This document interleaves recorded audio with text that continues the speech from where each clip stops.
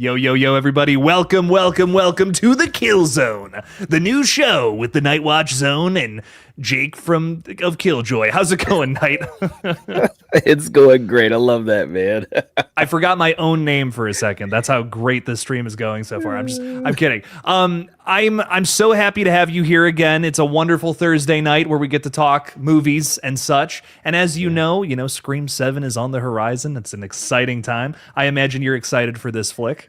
Oh man, it's been a marathon, and like you said, man, you took some time to kind of chill a little bit, and I've kind of done it a little bit for at least two or 3 days because we were hitting the pedal to the metal, man. It was just crazy, but it's cool because the hype is real, and it's great to be a Scream fan right now.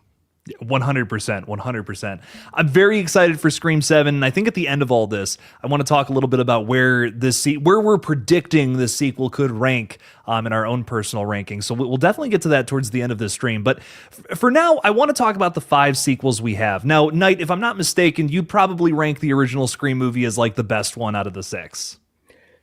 Yeah, I mean it's so hard to top that original. I just think it sounds cliche, but it was truly lightning in a bottle. Everything just worked. It was a fresh take. The cast was great. You enjoyed all their interactions. The opening is still the best. The finale was great. The double twist reveal at the end was great. What more can be said about it? I think Wes just hit a home run. Kevin hit a home run. Everybody, Marco, everybody. It's a perfect movie, pretty much.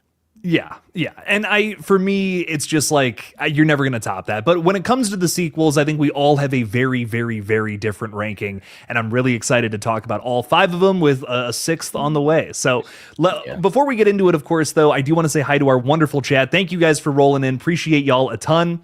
This is my first stream in a little while because I've been kind of chilling, and as you can see, I did so much work on my set. All I did was I put that thing up. That's all I. I wish I could say I did more. I've been trying to get to it, but I like how your it set, goes. man. Well, thank you. I appreciate it. I'm making it look less like the spare bedroom in my apartment and more like an actual horror set. But we're getting there, man. We're getting there.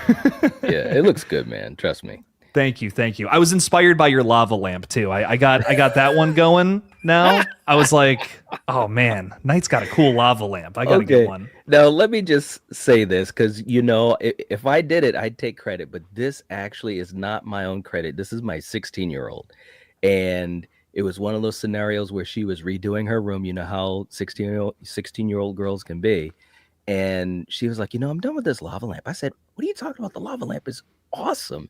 She's like, well, you can have it. You could put it behind you. And I was like, you're right. I could. And there we go. So I have to give credit to the young one.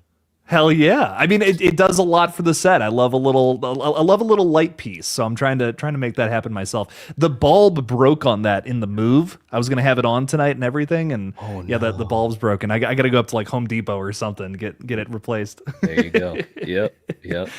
But we're not here to talk about lava lamps. We're here to talk about Ghostface, damn it. So let's get right on into it. Let us know in the chat how you guys would rank these movies too. I'm curious. I'll try to throw them up on screen if I can. And also, if we meet our super chat goal today, ladies and gentlemen, Scream 7 will be the best one. And that is a definitive fact that we're all going to have to agree with by the end of this stream. Anyways, I kid. Knight, I will let you start, my friend, since you are our lovely guest. What is your bottom pick, your least favorite Scream sequel? Okay, so let me just preface this a little bit. All 6 of these films in my opinion, are good.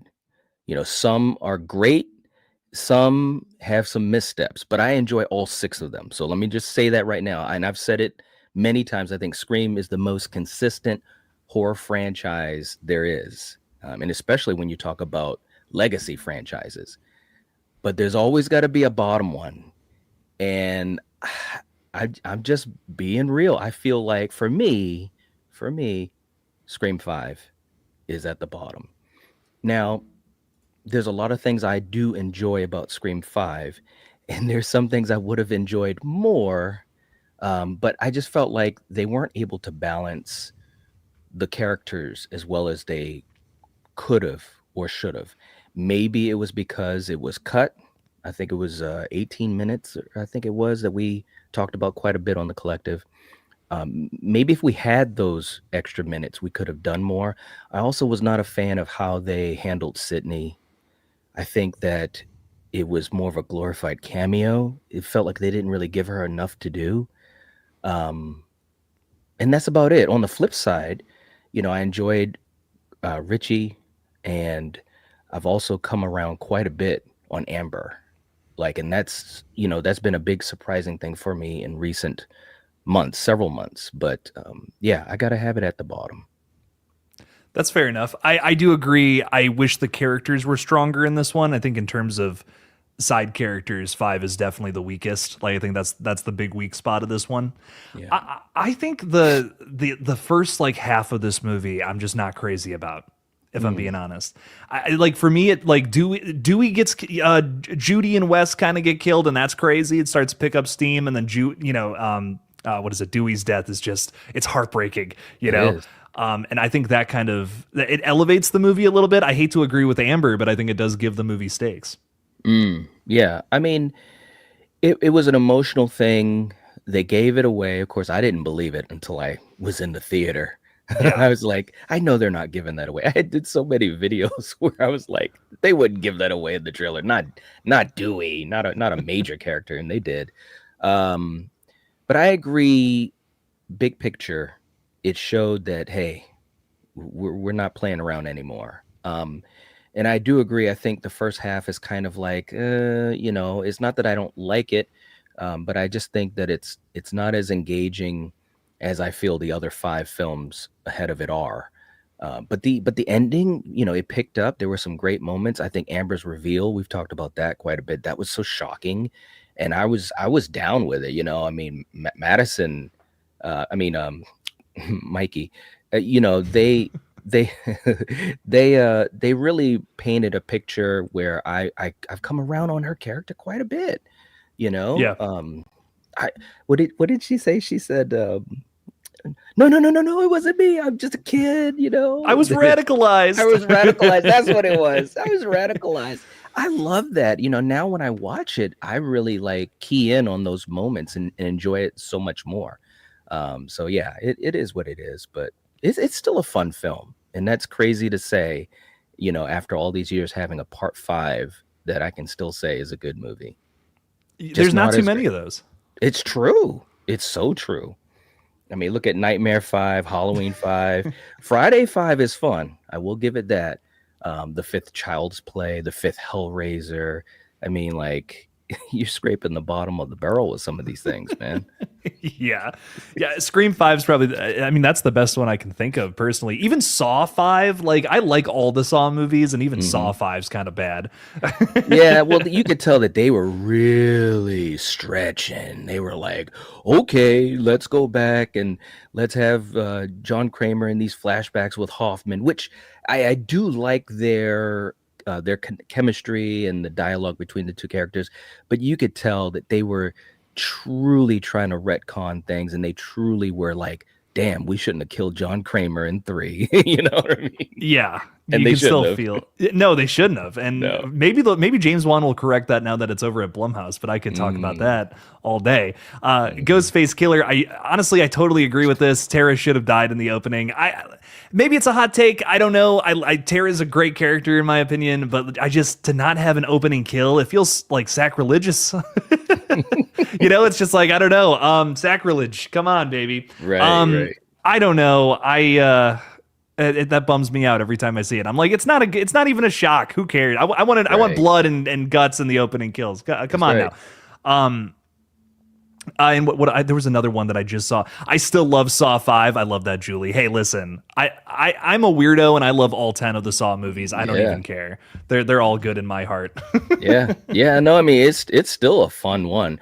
I just remember when I was watching it, I was just thinking to myself, man, they really regret killing John Kramer. Because four, not to get into a big Saw thing, but four, they figured out a way to kind of, okay, this is a parallel story. It's happening at the same time. And I was like, Right. okay, I'll vibe with you for that one. But then when five was just doing a bunch of flashbacks, I was like, okay, guys, yeah, we should have killed Jigsaw. Damn it.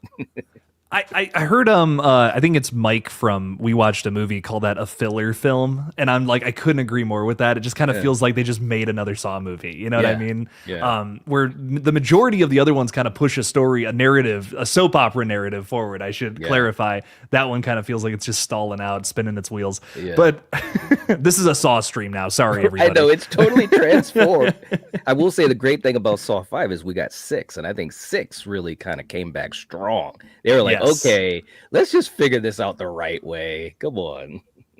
Six is the reason I like the final chapter, which might be a hot take. That's my horror hot take of the night. I saw 7, man. It's not the worst movie in that whole franchise. I kind of vibe with it. Yeah, it's not the worst. No. But anyways, any final thoughts on Scream 5 before we move on? Not really. You know, like I said, I think that they had the opportunity to make something that was a lot better than what they did, and it could have just been a question of balance, to be quite honest. You know, Gail as well. I don't want to keep ranting about, but Gail as well. I think, you know, Gail didn't really have enough to do, and of course we saw that kind of continue in 6. So I'm just hoping in 7 they figure this back out. It's like, bro, she had 4 great movies. Courtney's a really good actress, and she can be a spitfire and fun as a character. Let her cook. Let her cook, damn it. Let's see what Yeah. happens in 7. I'm excited for sure. Mm. Yeah, to my bottom spot, I feel like is pretty predictable at this point. We've talked quite a bit about these movies, Night. I can appreciate a fun and campy film all day long, but I think with Scream, especially when you have the scary movie franchise that exists, there's this fine line between Scream and scary movie that if you cross it, especially if you're Scream, it's just like, oh, you're diving into what that parody is literally making fun of you for. And I just feel like that's why Scream 3 is like my universal bottom for this franchise. It's just a little too silly for this series. And I love silly moments in the Scream franchise. I do. I think there's some major highlights of Scream 3, and I would even go so far as to say there is no bad Scream film. I still really enjoy 3, but it's just a little too goofy for me. The house exploding, if it's Parker Posey, what's the whole deal with her character that I don't like? I'm actually Jennifer forgetting. Jolie. Jennifer Jolie. She Trying goes. to be Gail. She's trying to be Gail, and they hate each other in one scene, and then the next scene they're like, "We're working together now." It's like, what is this script? What is happening right now? It is outrageous. Turn your brain off, and you can enjoy it kind of movie. But I don't know, man. I'm not crazy about Scream 3. The one thing I'll praise though. Love the Harvey Weinstein commentary. That's pretty solid. That's pretty, that's punk rock, and that's Scream at its core. So I think this is still an effective Scream movie at the end of the day. But in terms of tone, I think it just goes a little too far off the rails for me. All right. Well, so I'm going to be going with my number 5, right? Are we counting it? Yeah, because Scream number 1 is number 1. So my next one, okay, so this might sound controversial to you.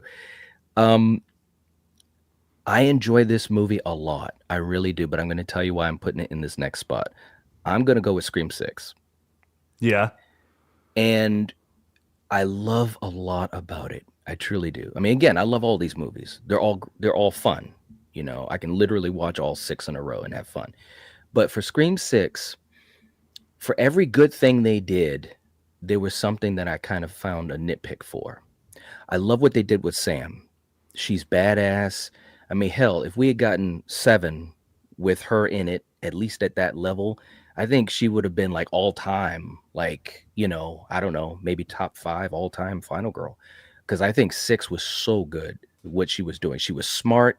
She was badass. She had an arc. Everything was great. The Killers, we had a great opening. We had a little bit of the touch of the cult thing going on. We had the reveal at the end. This is the issue that I have, is that we have 5 Ghostface killers. All 5 of them get killed. And how many characters died? Like 2, Annika, and who else? You know what I mean? It's like, it's a What lot of about no names, you know what I mean? It's yeah, a lot of the bodies in that are kind of just yeah, pedestrians. the bodega, okay. But I mean, we've got more ghost face killers than we've ever had before, and yet they're the ones that got aced out in this film versus the characters. I think that was an imbalance. It seemed as though they couldn't commit to killing Chad or Gail. Not that I'm saying I wanted them to die, but somebody's got to die. They wounded Chad, Gail, Mindy, and Kirby, and all of them survived. We can't do that. It's a horror movie at the end of the day. And not only that, but they were projecting this more tactical ghost face. This ghost face, he's not tripping over thin air anymore. He's serious. He's going to come and get you. No, he wasn't. Yeah. Or no, she wasn't. As far as Quinn, that's the other thing too. I think Quinn was my favorite ghost face of the three at the end, and I just wish they could have given her a little bit more of a moment. I could keep ranting, but I don't want to. I don't want to take up too much time. But it had great moments. I love the chase at the end. I love the attack on Gale. I love the attack on Chad. But at least one of them should have died, especially when you got a double ghost face attack. Come on, guys. You're stabbing him up like a Thanksgiving turkey. He's got to go. He's got to go. So, anyways, that's why I would put 6 as my second to last. Is just because I think they just made some mistakes such as that. It just doesn't make sense to me. It really doesn't. Yeah, I 6 has its problems. But a big point I wanted to make with today's stream is I think like ranking the sequels is a different task than ranking all 6 of these movies. I feel like all these movies are double-edged swords. Like I feel like they all have like some strong positives and some strong negatives, and it just depends on what bugs you the most when it comes to these sequels. Like 5 That's and true. 6 for me, the most of the positives outweigh the bad, at least in my opinion, just because I love seeing them. We do get a more brutal Ghostface here versus something like in 2 and 3 where the kills are, I just don't find Ghostface scary in 2 and 3, and that's why I think those ones rank a little lower for me. 5 and 6, maybe there's not as many kills, but it's just Ghostface's presence weighs so much more in those films. And like, if I'm watching a slasher, I want to be kind of scared of the guy. And Right. that bodega sequence is, and I don't know, this is probably a hot take. I think that's scarier than anything in Screams 2 and 3. Like just that one sequence in 6. So that's why I think I love that one so much. Maybe that's just because I'm a younger guy and modern sequences of horror just maybe hit harder for me or for whatever reason. But I don't know. There's a nostalgia about Screams 2 and 3 that I love to come back to. But like 5 and 6 have like genuinely like, holy shit, Ghostface is scary now kind of Yeah. moments. No, I can agree with you on that. That's a good point. So I think that's why I defend that one so hard. Yeah. But No, I you're mean, not wrong at the same time. There's problems with it, you know? Yeah, no, you're right. I mean, Ghostface was serious. There were great scenes. I love the Annika scene, the attack in the apartment, of course, Annika. I think that's really well done. That's like one of the best overall scenes as far as Ghostface, the efficiency, and also the result. We get that result. I mean, not that I'm gunning for Annika, but when she fell, I remember in the theater, the fall was happening. I'm like, oh crap! But then that bang off of the trash can compactor or whatever, I was like, holy shit, that was rough. It was rough. Whereas the bodega scene, I did enjoy that as well. I really did. But I think Annika's death is my favorite, probably my favorite scene overall in Scream 6. And then the finale, there's moments when I'm like, yes, and then I'm like, ooh, well, like when Dermot is running at Sam, bro. Yeah, like what? I mean, what was and that? and again, I know there's supposed to be movie logic. Okay, we're fans, we're hardcore fans, so we're in a different zone than the average viewer. But even still, when he started running, I was like, okay, guys, this is and it's different for me than in 3. Because in 3, it's intentionally trying to poke a lot of fun and be campy because they were trying to tone it down. In 6, with the seriousness of what was going on, it was like, don't do that with a Ghostface killer. Come on, don't. Like Yeah. Quinn was so much better. Like I just felt like, I don't know, it felt like there was an intensity there and a psychotic edge that really was, and of course, She had a moment, but I just wish maybe she had another, I don't know, 2 or 3 minutes of screen time maybe. Yeah. I think I kind of had the twist figured out the moment you had Dermot Mulroney too coming up Hmm. and saying, you fuck with my family, you die. You Like die. the moment he said that, I'm like, okay, so Quinn isn't dead. Like I had the whole. I think in that moment, I had the whole thing figured out. I think that was another thing that just kind of watered down that character. But I do Yeah. agree. I think her performance in that third act is probably my favorite of our Yeah. three killers, and that's. I mean, it's not saying much, but it's something, right? Yeah. Before we move on, I do want to say hi to some of our fellas out there. EFPG0708 has become a Ghostface channel member. Thank you so much for the support, my friend. Greatly appreciate that a ton. We'll have a new video out for members this weekend on David Moreau's Other. Have you seen that, Night? Just out of curiosity. I haven't seen that. No. Dude, it was pretty interesting. I have a lot of thoughts. It's a new Shutter Ooh, release. If you haven't seen it yet, give it a watch. It's a good okay. one. Ooh, okay. I'll put that down. Erica's also throwing $2 out there, kicking off our super chat goal. Appreciate that a ton, Erica, saying, let's get this party going. Did you like the stream? Did you? Make sure you do it. Click on that little like button, or Erica will bite off your fingers, maybe even your toes too. Erica, appreciate the two. Wow. Thank you. Thank you. And I appreciate the brutality you bring to the streams, just like our new ghost face. Yes, right. Burn it down, Erica. Burn it all down. I love that. We also got Kelly Stroh Snyder, who's been a member for 2 whole months. That's awesome, Kelly. Thank you for the support. Saying 3 is my favorite right now, but that may change come February, given that Kevin has writing credit on 7. So glad to be in this community. Team Roman, Stu. I love that. Yeah. So, real quick before we move on, we didn't touch on Roman too much with Scream 3. What are your thoughts on Roman before we move forward? For me, now 3 was your bottom, right? Yeah. Yeah, okay.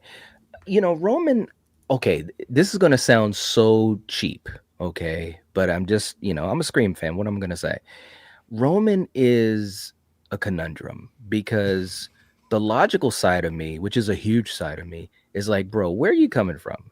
He's just thrown right in. Like, I'm your brother. It's like, are you though? From where? I love Scott Foley. Roman did not do all of that shit by himself. I'm just, I've said it a million times. I just, and we know why, the behind the scenes with the Weinsteins, and Wes still kept things a certain way.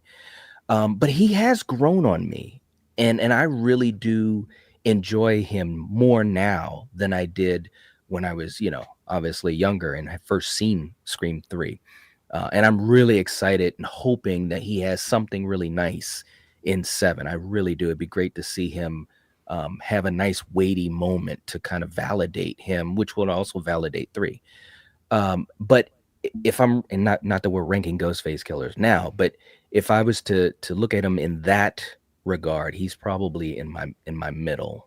I mean, I think he's a really cool Ghostface, and by what he said, he's the mastermind. So that's cool as far as his intelligence, and capability to game plan this whole thing. Physically, he's pretty adept, so I like that as well. But he's grown on me. That's my big takeaway. He's grown on me over the years, and it's a huge part of the fan base that are Roman fans, and they're like a cult themselves, The Roman cult. pretty much. I can respect it. I really enjoy Roman too. I really do. It took me a while, to get to this point, though, to be quite honest. Yeah, Roman, for me, I think I agree 100% with you, because he's one of those characters where I love some things about him. That performance, that back and forth with Sydney at the end is phenomenal. Like, Yeah. some golden dialogue. But I just don't love the brother thing. I don't want to repeat what you said, because I agree 100%. But yeah, Kelly, thank you so much again for being a channel member. Greatly appreciate that. We also got Jen sending in a little message. She's been a member for 15 months. How about them apples? Jen, thank you. Appreciate that a ton. Saying, I don't remember where I heard this, but I did hear that in 7, Kirby is going to be revealed as the person keeping Stu hidden. Not sure if I believe that. Knight, just real quick, your thoughts. Whoa. Wow. That would be absolutely banana pancakes, man. And I love Kirby. They're gonna have to do. They're gonna do some splaining. Because wow, I don't believe it. I don't. If it happens, Jen, you'll be one of the first people I message on Instagram. But hey, man, I'm open to almost anything if it can be done right, and I'm always down to see Hayden in this franchise. So hey, I'm okay. I'm okay with it if it could be executed right, but I don't buy it. I just want to see Kirby in this movie. That's what I'm saying. She claims to be so interested in Ghostface killings, but Right. where is she? Where here's another one. Miss Reed, Detective Reed. What's going on? Where you at? Right.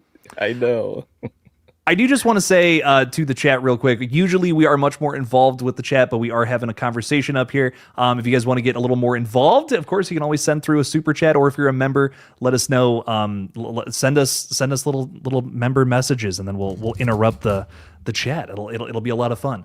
So I just see some folks talking about that. Anyways, we'll get back into this. Final thoughts on Scream 6. Did you want to say any more words? And say your piece on Scream 6. No, I think that's pretty much about it. I enjoy it for what it is. It's definitely got some great stuff. It's more intense. I like some of the shots. But I just think you gotta have more people killed. You got to have a little bit more balance. Gale, again, was pretty much useless.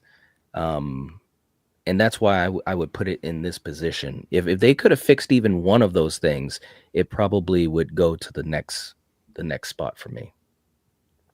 No, I hear you. I hear you big time. Kind of to move into, I guess would this be? Are we just gonna say it's like this is my number 5 then? Because we're one is Scream 1. Okay, no, Yeah. Rock on. Number 5 then, I think for me, and this is just a controversial take. Like, just everyone loves this movie. Some people love this sequel even more than the original. Scream 2, man, it's a movie that has moments, really, really strong moments. Like, I think some of the strongest from the whole franchise. And then a lot of the rest of it for me, it makes me just shake my head and wonder, why are we doing this? You know what I mean? What happened here that this is going on? I'm not a Mrs. Loomis fan. I'm sorry. Everyone from here to Timbuktu loves this character. I think she's just a massive shadow over Mickey, who is my favorite Ghostface that does not get enough screen time. And dude, I'll tell you right now, if Mickey was our lead killer in this film, Scream 2 would be my favorite movie. I'd be like, rock on, Scream 2 rocks. But it's just overshadowed by a Pamela Voorhees wannabe, and I'm just not a fan. I'm sorry. No love for Laurie Metcalf here, unfortunately. But Knight, I'll throw that to you. Scream 2 thoughts as we move along with all this. Yeah, I mean, I think, and I know you feel that way, and I can't discredit anything that you say, because I think Laurie, as Mrs. Loomis, she rides that fine line between, at least to me, between just way too far over the top to being something you could almost be like, oh man, that's crazy the way she's playing that character. You know what I mean? Like it. I don't think there's no in between for a viewer or a fan. You either really like it or it's just really cringy.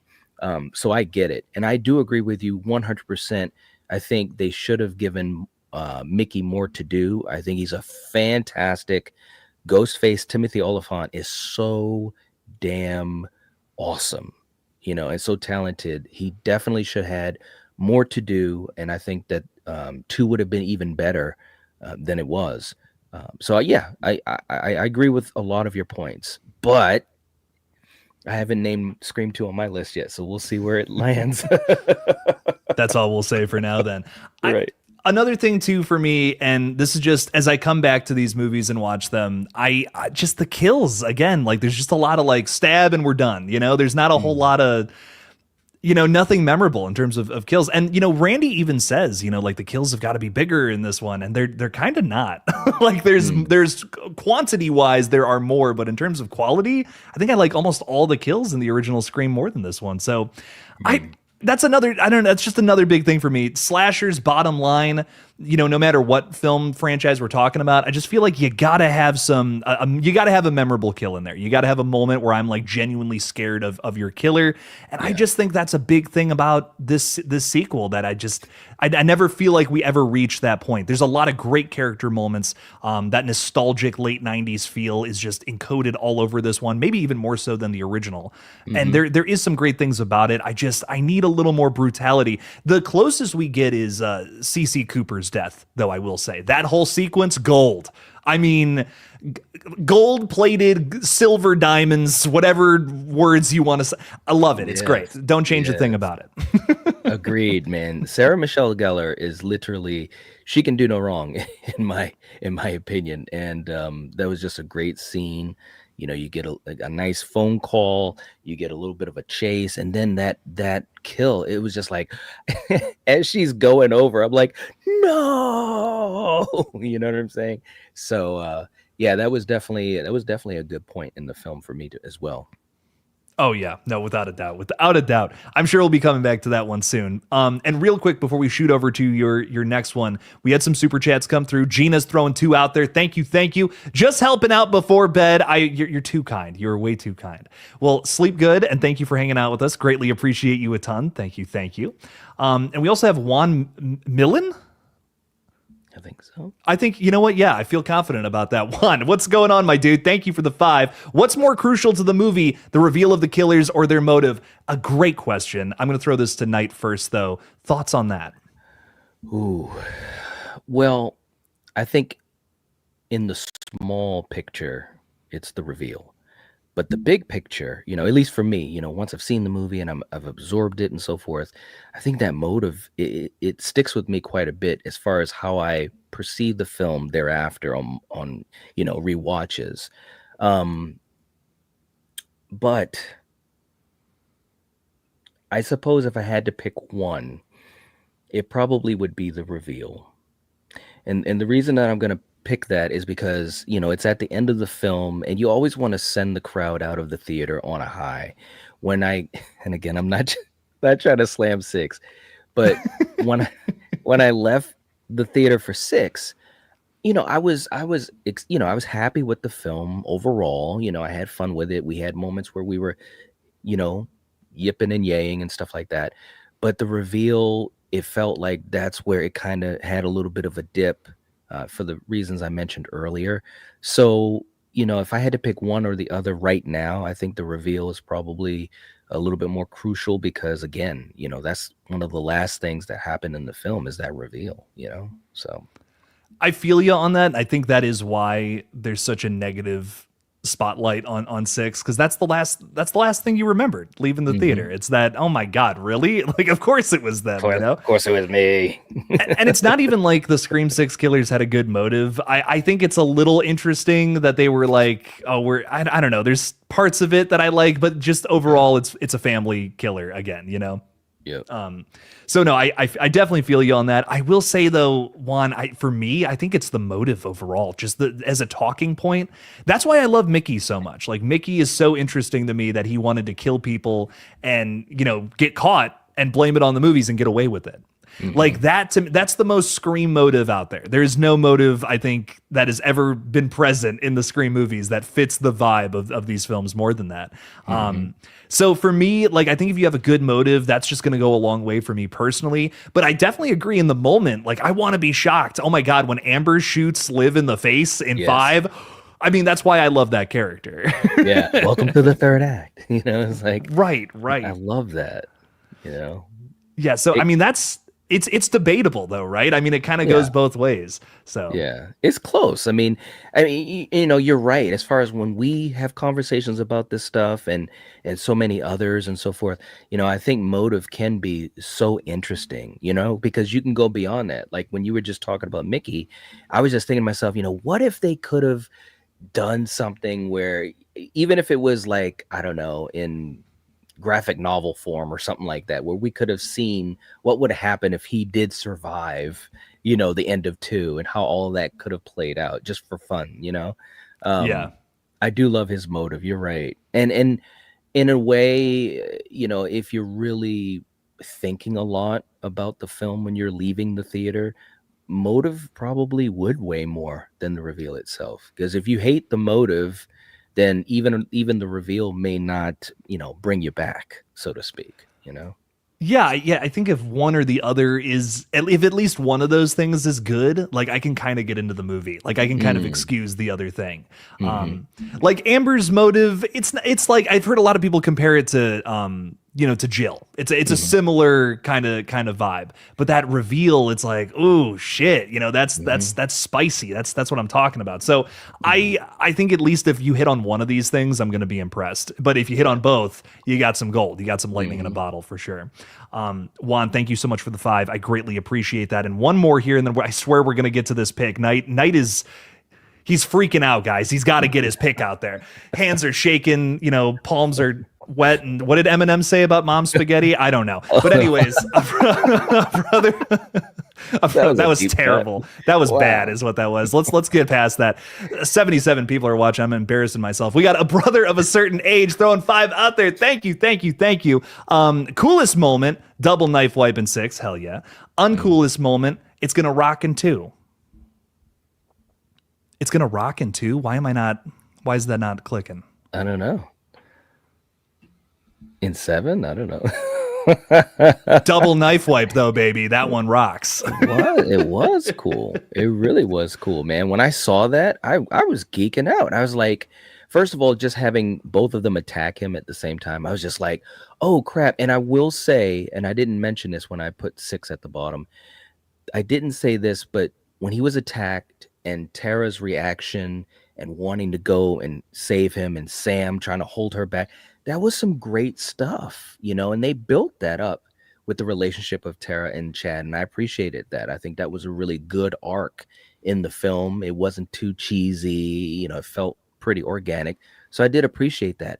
But the fact that if they had just stabbed him twice, okay, Chad's getting away with it again. But they Every vital organ was come pierced. on, bro. No, don't do that. So it really took away from it. And it's too bad because, 2 killers, the knife swipe, and they were both just like glaring into the camera.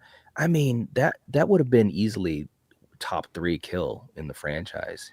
For me, anyways, if he had died. Well, and the other thing is, I feel like we got robbed of an emotional kill in Scream 6. We had Gail survive, and it's like, okay, well, what was the point of that whole scene then? Like I kind of, Mhm. when I go back and watch 6, that's something I'm always thinking about. I'm like, why is this scene even in the movie if she's Yeah. gonna live?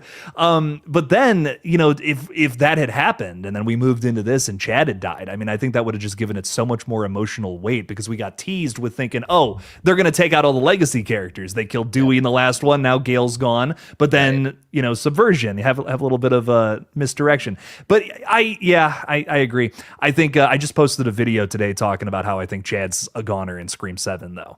So Mm-hmm. it's gonna take They about 1,001 stabs this I time. was just about to say, man, they're gonna literally like blow him up. That's all that they can do now. The meat grinder, like in Halloween Ends, like with Michael or whatever. Right? I don't even remember what that was. It a car compactor? That's what it was. They got to throw him in that basically. Oh my God. Right? Jeez. But Uh-uh. I also want to clarify. I guess they're talking. That's a Mickey line in Scream 2. Oh, Why do it's I not gonna remember? rock. It's gonna rock. I don't remember. Yeah. Why do I not remember that? I gotta watch Scream Oh, 2 again. yeah. Because when he was explaining it, when he explained his motive, and he's like, the trial is gonna rock, and Billy's, I can't even imitate it, but he was just, Timothy was on a different level at that point. Like when he got killed, I remember thinking, no, Well, I was gonna say, I'm like that. The line I think of when I think of Mickey is Billy's mother. I mean, it's just, Yeah. oh my god, it's excellent. It's Yeah. it's just the right amount of cheese on that sandwich. But Yeah. Adrian, thank you for that, and also a brother of a certain age, thank you for the 5. Greatly appreciate that a ton. Knight, finally, I'm so sorry to keep you waiting. Let us know your next Scream pick.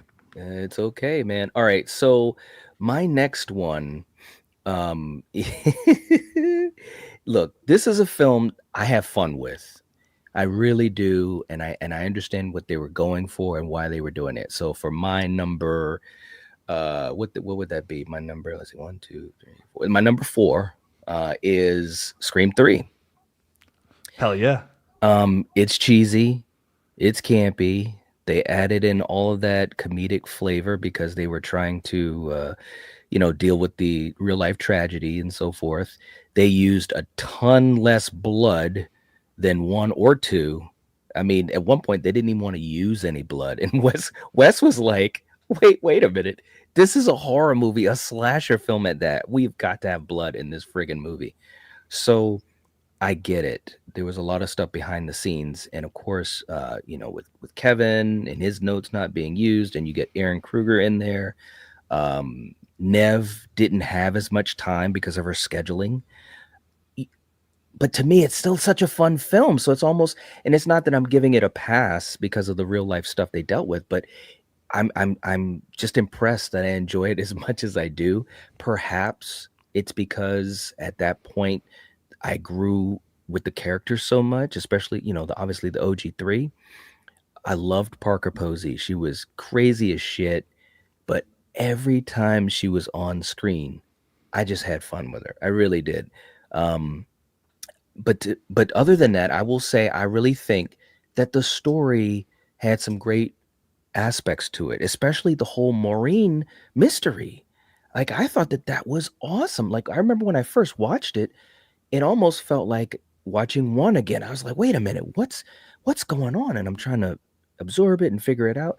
So I thought that was so cool that they were able to take a film that was meant to be more campy, but still give us something to hang on to, like these characters and this mystery. So even though it got crazy in moments, like when the knife is being thrown at Dewey, that was I just don't know what they were thinking on that one, but overall, I can still have fun with it, and I think honestly, it has one of the best endings of the franchise. So like, there are these things that like lift it up above its campiness for me, because I know a lot of people are not big fans of how campy it is, but there's great moments. I think the finale it's not only a great finale, but it's very poetic. The arc that Sydney, at that point anyway, ends on. Same thing with Gail and Dewey. I mean, you had the romance and you had this triumph for the final girl. It's like chef's kiss.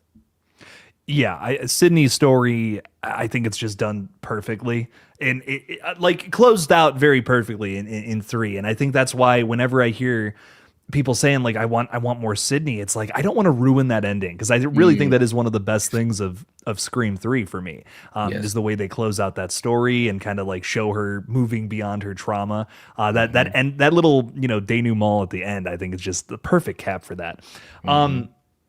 Outside of Sydney's story, another thing I really like about this movie, though, is the soundtrack. It is the best of the entire whole. You'll never beat it. I'm going to be honest with you. You got Static X, you got Creed on there, you got. Yeah. I'm sure there's more that I'm not thinking of. Like, just every song on that soundtrack, it's a banger after banger after banger. So that's another thing I just love about Scream 3. Yeah, I agree. It's a great soundtrack, man. It really is. Oh yeah, yes, some great stuff on there though, man. Any final thoughts on Scream 3 before we move forward here? No, I think that's about it. Like I said, it has, again, it's amazing that it's as good as it is. And for me over the years, just like I said about Roman, for me over the years, that was the movie that rose in love for me, and obviously in ranks over the years. So yeah, they found a way to do it. I have definitely gotten a lot more. I've glossed over it a lot more the more I come back to it, which is, I will say that's a big thing Scream 3 has over Screams 5 and 6 for me personally. When I keep coming back to 3, I like it more. When I keep coming back to 5 and 6, I like them less. So I think that's another reason why I think it holds so much weight, is because it is very timeless. You know what I mean? I think even 20 years from now, people are going to be enjoying Scream 3. I don't know if I can say the same about Screams 5 and 6. They feel very locked into the nows, but I don't know. We'll just have to see. Before we move forward here, we got Erica throwing 5 out there saying, movies don't create psychos. Movies make psychos more creative. Don't turn me into a psycho because you didn't hit that like button. Oh my God. This is a threat. Oh man, Erica is hungry for fingers tonight, ladies and gentlemen. Y'all better be pressing the like button. I'm just saying this for your own safety, Lord Almighty. Right. Special public announcement. Yes, be careful. Erica, thank you so much for the 5. Greatly appreciate that a ton. We also have Juan coming in with another 5, asking, are you hoping for a flashback showing Marine's kill with Stu, Billy, and Roman? This has been a theory for a very long time that we've discussed. But Knight, I want to throw that to you. Do you think that's what they're doing here? Okay, people are going to hate me for this. You're right. We've talked about it quite a bit, and I think it would be awesome to show that. But for whatever reason, after seeing the trailer, now I'm thinking they're not going to do it. Um, and it might be, I might be wrong, of course, but it might be because from the trailer, we got a pretty much a solid guess on what the opening will be. So I'm just wondering, how they would fit that. Well, what I think will happen is I do think Roman will be in a flashback with Stu and Billy, but I think it might just be more of like a conversation type of thing, showing the planning or maybe how these things all started. But I don't think they're actually going to show the Maureen kill itself. I agree. As much as I would love this too, like that being your opening scene, and showing like maybe things went down differently than how we know. I just based on the trailer, this feels like a movie that is much more about like just Stu in general, like just that character and building off of that legacy in some way, shape, or form. We're burning down his house, and I know you can kind of relate that to immediately to Sydney as well. You could say, well, that's where the showdown happened in the original Scream, but I think I really think there's a personal connection to Stu Macher himself here, and how are we going to do that? What's going to be the case there? I don't know, but I don't know if that stems back to Marine necessarily. I think you could argue it could, but how are these characters being utilized? I 100% think it's flashbacks during our new killers monologue. Like we're being shown how Stu, Roman, maybe Leslie Macher, we're all kind of in a room having a chat or something. I really think it's gonna be something as simple as Leslie overheard a conversation between Stu, Billy, and Roman. And maybe she had always known they were the killers, like well before everything even went down. That might be a really interesting angle. Maybe she was living with some guilt for a little while, and then a ghost face ended up killing her own son. I'm really stuck on the whole Leslie Macher thing, like Stu's sister being the killer. Yeah. So I guess that's where my brain is. But what I'll say, Juan, is I think this would have been awesome, but I'm kind of leaning towards no. I don't think that's happening in the flick, even though I think it would be a really cool scene to finally get that fleshed out and to see how everything Right. really went down. Yep. Agreed. Totally agreed. Oh yeah. Well, Juan, thank you so much for the 5 again. Really appreciate your support of the page, dude. Getting into my next little pick here, I got Scream 5 up next, and I've kind of covered this one a bit.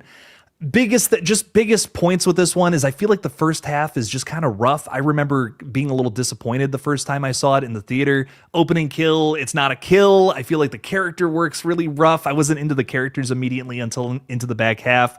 But man, that middle of this movie saves it, in my humble opinion. And the character reveals, or I'm sorry, the killer reveals at the end as well. Amber's reveal is awesome. I kind of figured Richie from a mile away, but he's got a good motive, which makes up for it. Yeah. No, I agree. I think that Amber and Richie, I think they're underrated. Obviously, especially Amber for sure. And I think some people almost kind of forget about Richie sometimes. I mean, even when I talk about Ghostface killers, I almost forget about Richie a little bit. I think Jack Quaid was phenomenal in the film from the first scene all the way to the end. I thought he was like he killed it. Home run. But you're right. The opening scene. And it's so funny we're talking about 5 in particular because I was just watching that three nights ago. And even though the opening scene, I think there's a lot of good stuff in it, and I think Jenna played it well. And I mean, the terror in her eyes, bro, like she was putting that effort in there. I really felt the terror and the agony when she gets stabbed through the hand, and she can do a good scream face. She really can. Yeah. But like you said, she didn't get killed. It felt like that scene, even though it had parallels to the original, it just felt so like narrow, like the way it was shot, it was very tight. And it just didn't have that energy that the original had, the opening scene of the original, which, what movie does, but I'm just saying, because it's paralleling the first one, it's going to have to be compared to the first one. Um, so yeah, I think the opening was just kind of like, I wouldn't really. 6 was so much better. Like that opening is a chef's kiss compared to 5. Um, but yeah, you're right. The reveal for 5, I think, was pretty good as well. I really think it should have been, and maybe this is too close to Scream 4, but this is a thought I've just had about 5 for so long. Have another character who actually gets killed there, and then have that cutaway of Jenna Ortega maybe getting killed, and then it's revealed she survived. So you still get that brutal kill, you know what I mean? And let's say it's played by some big actress. I mean, you already have it set up that, she's home alone on a Friday, Saturday night, whatever. Maybe she's partying, drinking with one of her girlfriends or something, and they're texting Amber saying, "Hey, come over. We got liquor in the cabinet or something." Something like that. Man, I needed a kill there. Maybe that's, again, maybe I'm just simple minded here, but when it comes to a slasher flick, man, I need blood, guts, organs spilling on the ground. Yeah. Yeah. No, you have to have some good kills, man. I mean, that's a staple of this, and especially, well, like you said, it sounds so simple, but it's so true. It's a slasher film. We got to have some good kills. And nowadays, with all of the great films that have come before, and obviously the time and the money that these productions have, you got to give us something that makes us say, "Wow, okay, that was great." I don't need gallons of blood, but if you have a scene where a character is killed and the character had some type of, I don't know, some type of weight, or the moment did, I should say, and we get a decent kill, it's like, wow, that was great. It works for me. And it automatically moves that film higher up in my love for it. It really does. Yeah, if you can immediately grab me too, I think that's a big thing about movies. Like, Mm, Reanimator is a movie that I just love so much because it immediately, you know what I'm talking about too. yes. That movie, I mean, from the second it starts, it is like an adrenaline shot to the heart, and then it kind of Hmm. slows down a little bit after that, but it's okay because you're like that opening was intense. Like Right. I'm sold, and then it kind Hmm. of takes its time to build up something else, but that's okay because you're engaged from the get go. So if you can't do that, if you can't hook somebody from the start like that, you're likely to lose them. Yep. It's true. Before we move on, Gina's thrown another two out there saying I'd like it to be someone no one has thought of for Scream 7. Do you think we're gonna get another mind blowing reveal here, Knight? Oh man, it's possible. It is so possible. That didn't sound so confident. Well, here's the thing, and again, I'm not ragging on 3, but that was one thing for 3 that was kind of like, as far as being revealed to be the brother, and it was kind of like, oh man, it just felt kind of like, I just think that with all of these stakes that they've thrown into this, all the past killers coming back in whatever way, shape, or form they are, all of this stew stuff, it just feels like if it's someone, like someone off the street, some character, like in 5, like with Vince, they didn't do much with Vince, which was a shame. Kyle Gallner is so talented, but let's say he survived that attack, outside of the bar, and he was kind of here and there in a couple more scenes. If it was revealed he was the killer, it just wouldn't have that same feeling, versus what we got with Richie, and we spent time with Amber, right? So I hope for 7. I just want it to be good. And I just think that it's got to be someone that has some weight. It's got to be, or at least the reveal, is like, okay, yeah, that's the way you do it. I don't want to have that feeling like, wait a minute, what? Who? So Like just some random nobody character just popping up and being the killer. That's no yeah, fun. it's not. Richie might have been a little obvious, but I liked that, like, his whole good guy shtick was Mhm. exactly that. He was putting on a show the whole time, and you find out the reason why. That to me is the fun of that character. You Yeah, know? it is, and he has. I mean, he's just like his father. I mean, obviously, and when you're the son of some famous actors and pretty good actors for what it's worth, he has that type of charisma, and he Yeah. displayed it in 5 from the very beginning. I was like, okay, this guy, he's a chip off the old block, so to speak. So when his reveal happened, this is the vibe I had when he finally, stabbed Sam. I was just like, yeah, that's the vibe I had, because it was like you thought so, and there were a couple of times when they tried to throw you off, to varying degrees of success. But when he was revealed, I was just like, okay, yeah, and I was cool with it, and it's because he won me over in his performance. Well, and just like Dennis Quaid, dude, I mean, like, I trust Jack Quaid when I see him on screen, but he can Yep. also play the opposite. He can play both so well. And that's why he is Yes. a perfect choice for Ghostface. Cause like I've seen him in roles where I'm like, he's the good guy and I'm like, I'm rooting for him. It's awesome. But then he Yeah. plays the bad guy. Like, dude, Companion, such a Yes. great example of this. He's an excellent bad guy in that. I mean, just is. 10 out of 10 makes that movie, I think, in a lot of ways. So is Sophie Thatcher, too. I can't talk about that movie and not mention her, but oh my God. I mean, he just does both so well. He Just does. He's amazing. He really is. can't say enough about that. Gina, thank you so much for the 2. Greatly appreciate that. I hope we get another mind-blowing reveal here in Scream 7. I hope I'm dead wrong. I don't want to be right about the Leslie Mocker thing. JB's also throwing 10 out there. Thank you, JB. JBB, I should say. I'm hoping we get a flashback, get to see Gail's hidden camera footage from one. We would get to see Billy, Stu, and Roman, and maybe another person is revealed to have been there. Ooh, maybe Leslie Mocker. I'm a one-trick pony tonight. Knight, thoughts on this? Yeah, I think that could be a way that we do it, because that's kind of a loose end. It'd be cool, that totally would be a Scream type of thing. You know what I'm saying? Because Gail had the camera there, and it was a fun little moment in the first film. The whole time lapse and everything, I loved it. So, do I think it will happen? You know, I don't know. Maybe I could go 40% on that. It's tough, because how do we get to that point? I know they could figure it out and there's ways to make it work. But I'd like to see something like that. I really would. I mean, that's a deep cut. I mean, that's what we want from Scream. If they're going to keep going back to the past and we're going to play the nostalgia play and all that, let's make it fun. Let's really get some deep cuts. And that is a deep cut. It really is. Whenever I'm talking about prequels, I feel on this page, I think the best prequels do something to make me think a different way about the original or what comes after it. Yeah. And like, that's kind of hidden on some of that same energy. If like you're telling me this like camera that, Gail just has in her attic or something, has this footage of, oh, whoa, what? And just like unveils a whole new part of this mystery that was never unearthed until now. That's exciting. So like, that's really exciting to me. I could get into something like that. Again, a general audience might be scratching their heads watching this. Like, what? Right. And of course, the other question would be, Gail didn't watch that? Yeah, like, there's also that.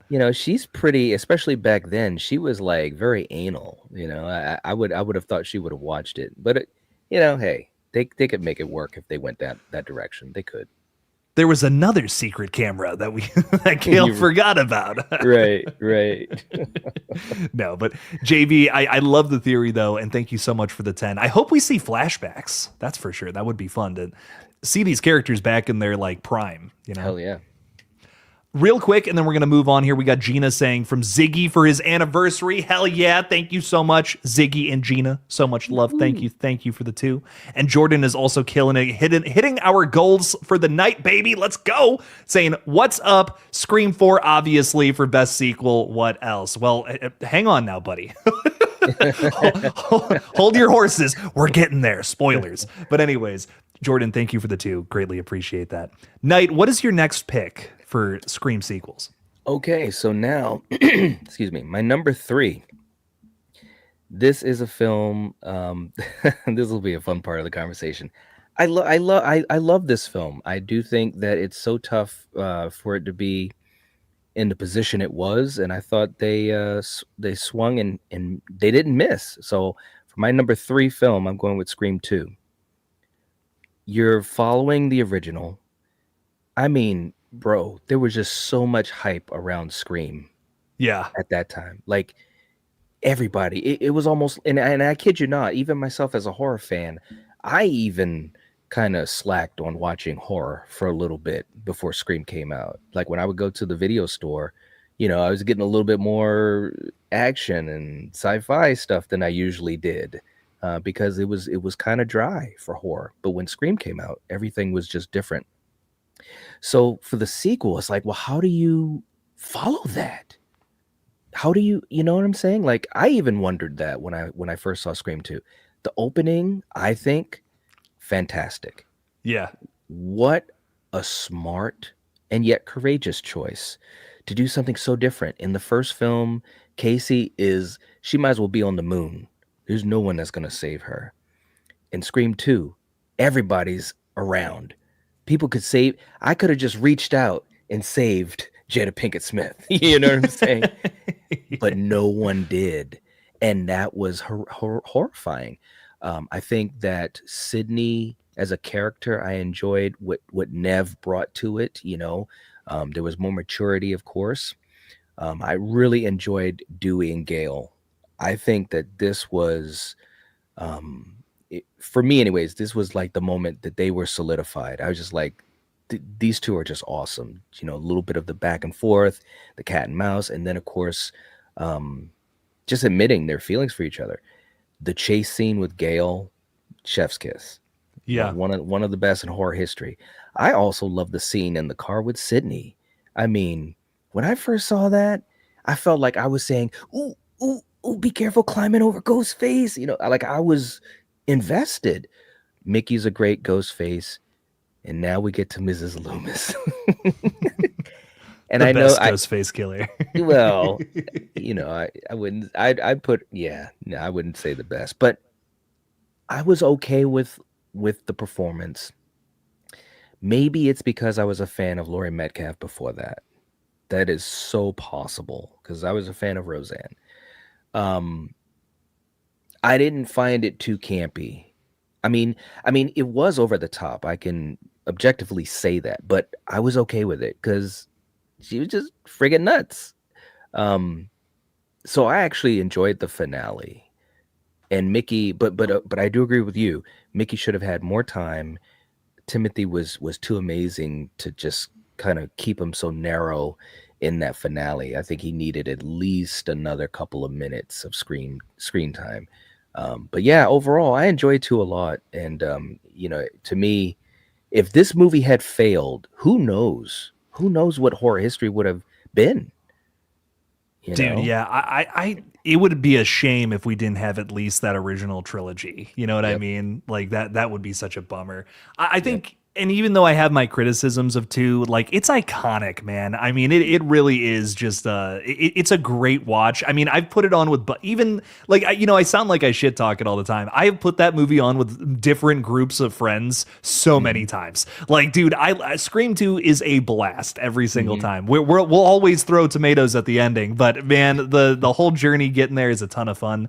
Another thing, and I haven't really brought this up, but I honestly feel like in terms of horror commentary, the sequel I think does it almost just as good as the original in terms of Hmm. like the movie is based on the real life events and Sydney's watching that unfold. Like that's Yeah. why I love Mickey so much as a killer. Like that's the perfect motive to have for that kind of commentary and story. So in a way, Scream 2 lives up to the original. I just there's blemishes, and I Hmm. think that's what ultimately weighs it down for me. If Yeah. that movie focused on Mickey as a killer and had more brutal kills, it would be as good as the original, in my opinion. Yeah. No, I can agree with that.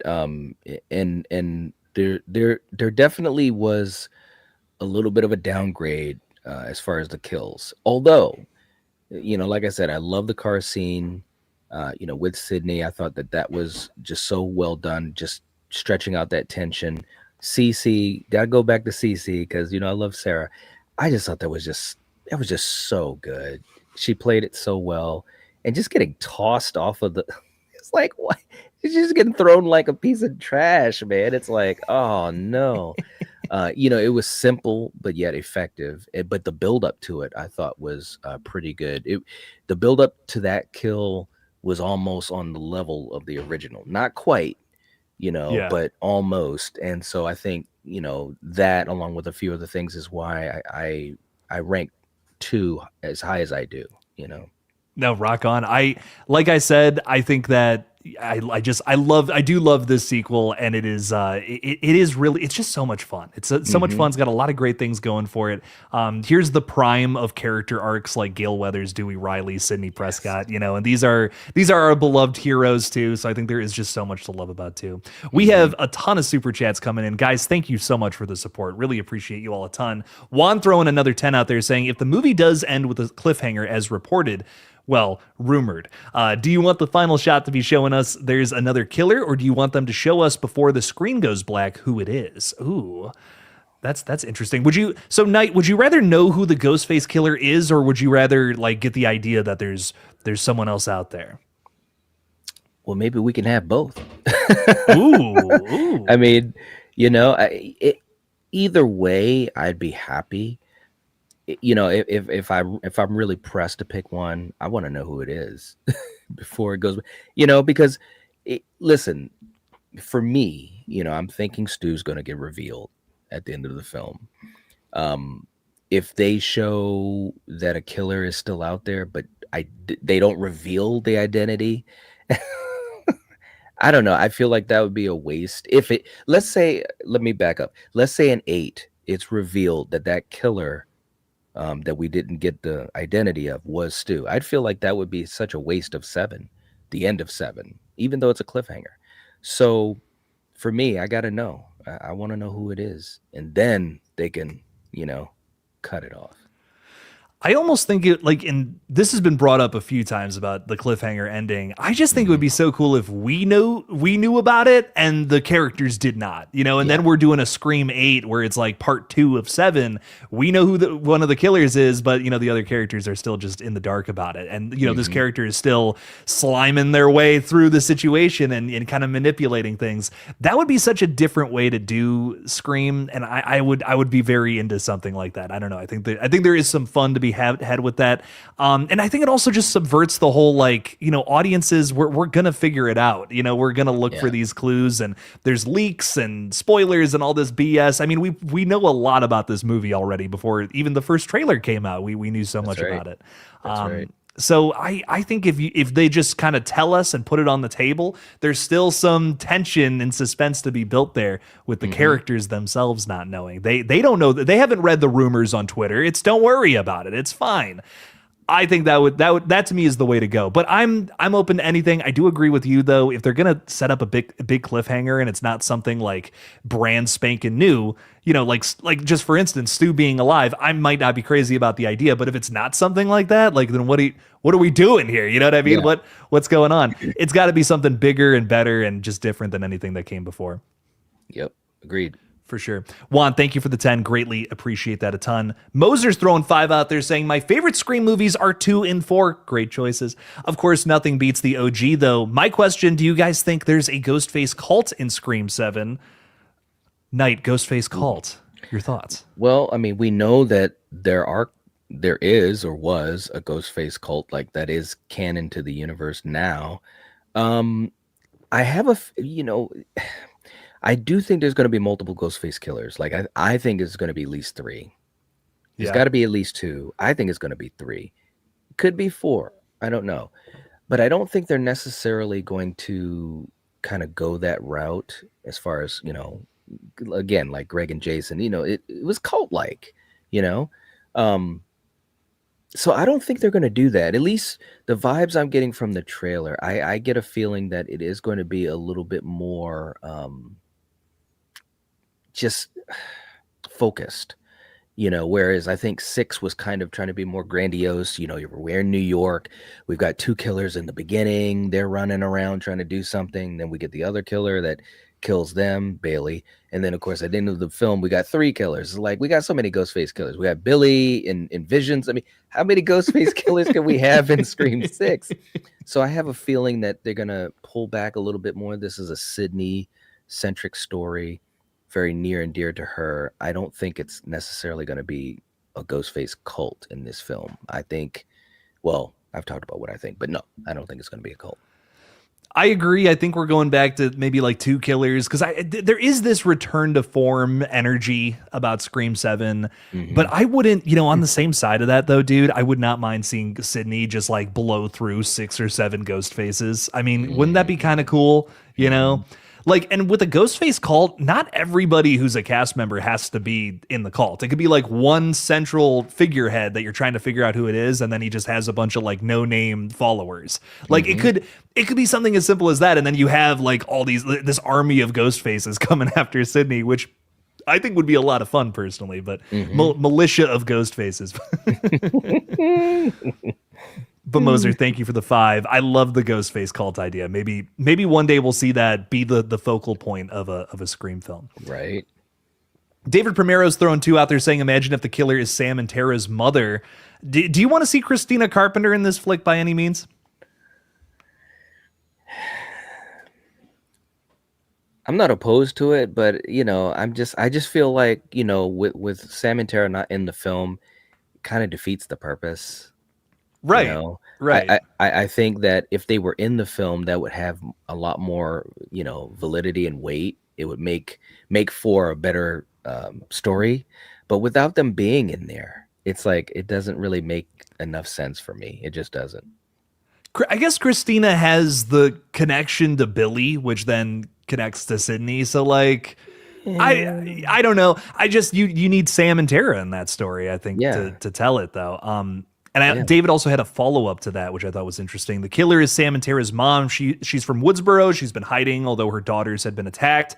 Had a thing with Billy. Could be hiding hiding with Stu, or could be hiding Stu in her base. Oh my God, the house Yeah. from Scream 5. Stu's been in the basement the whole time, dude. Oh no. Bombshell. Oh no. Oh man.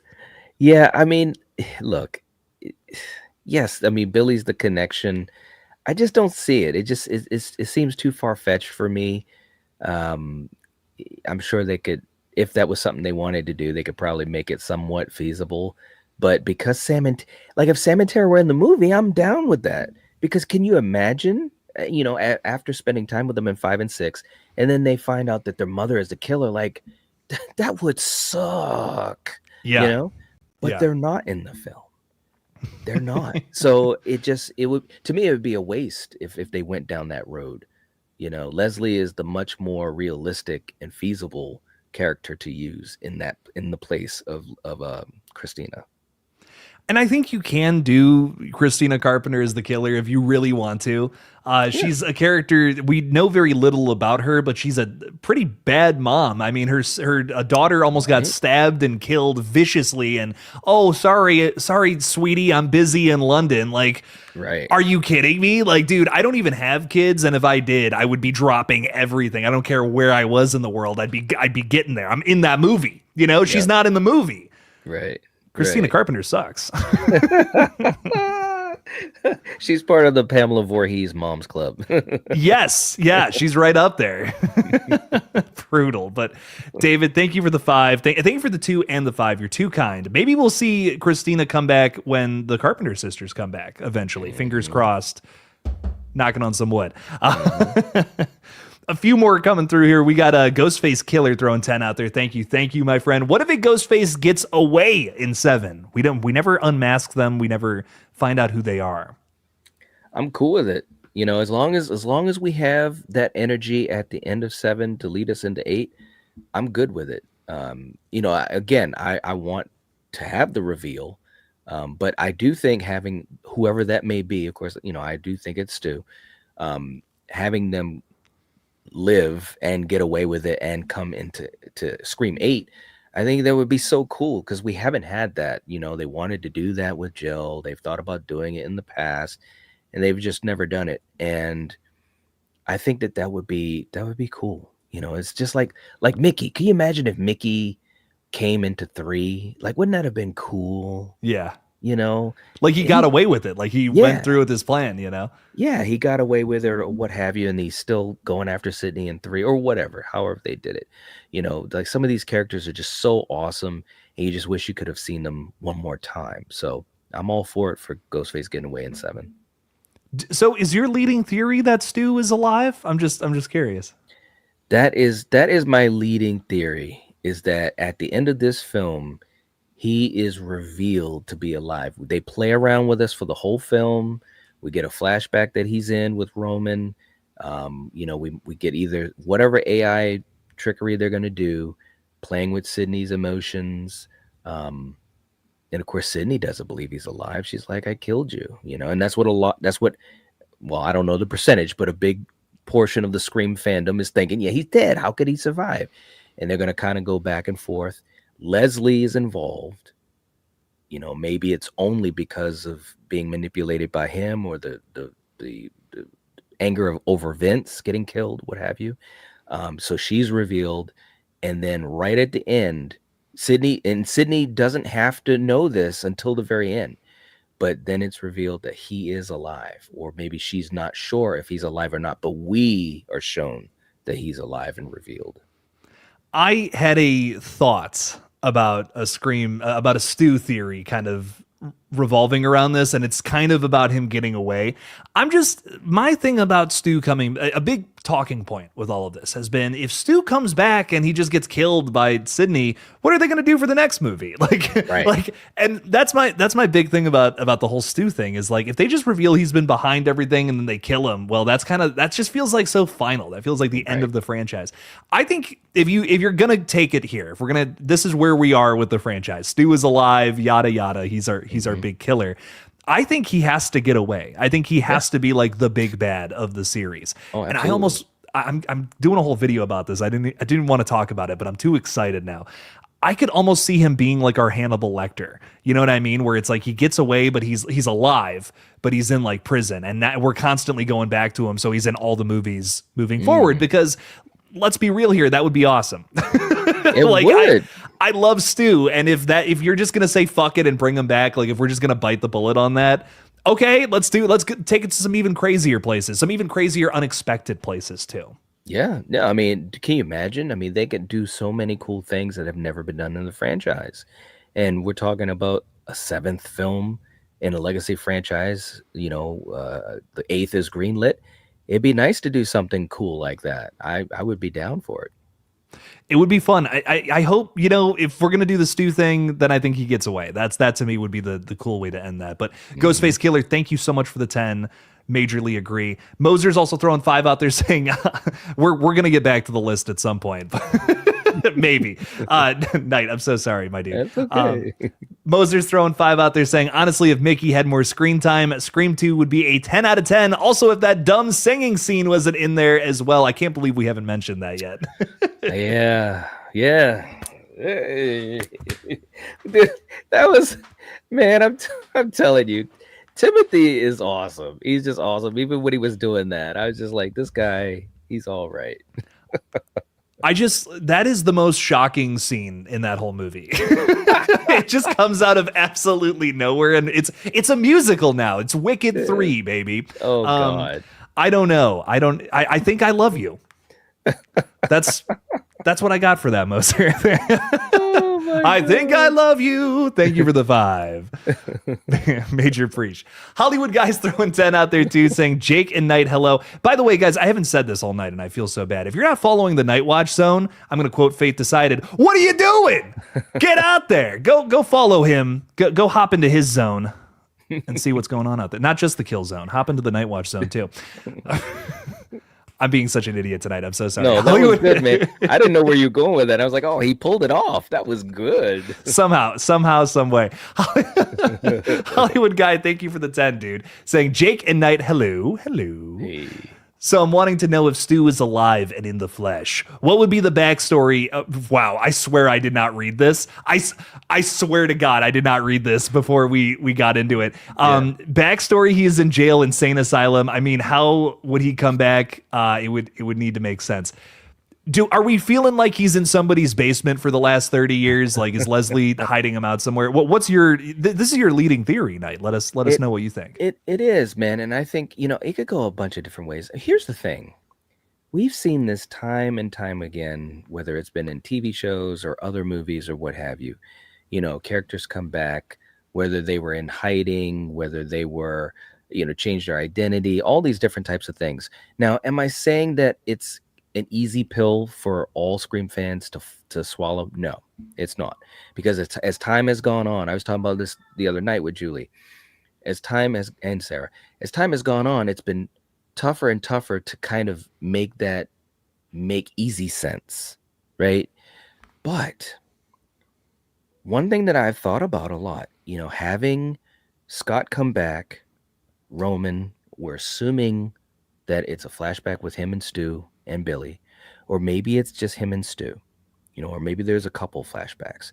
But what if Roman was part of helping Stu, helping him to hide, with all of that he obviously would eventually get into with the movie business, faking his death, makeup, all these different types of things. Why couldn't he have been a part of that? What if he truly was watching from the shadows more closely than anyone ever knew?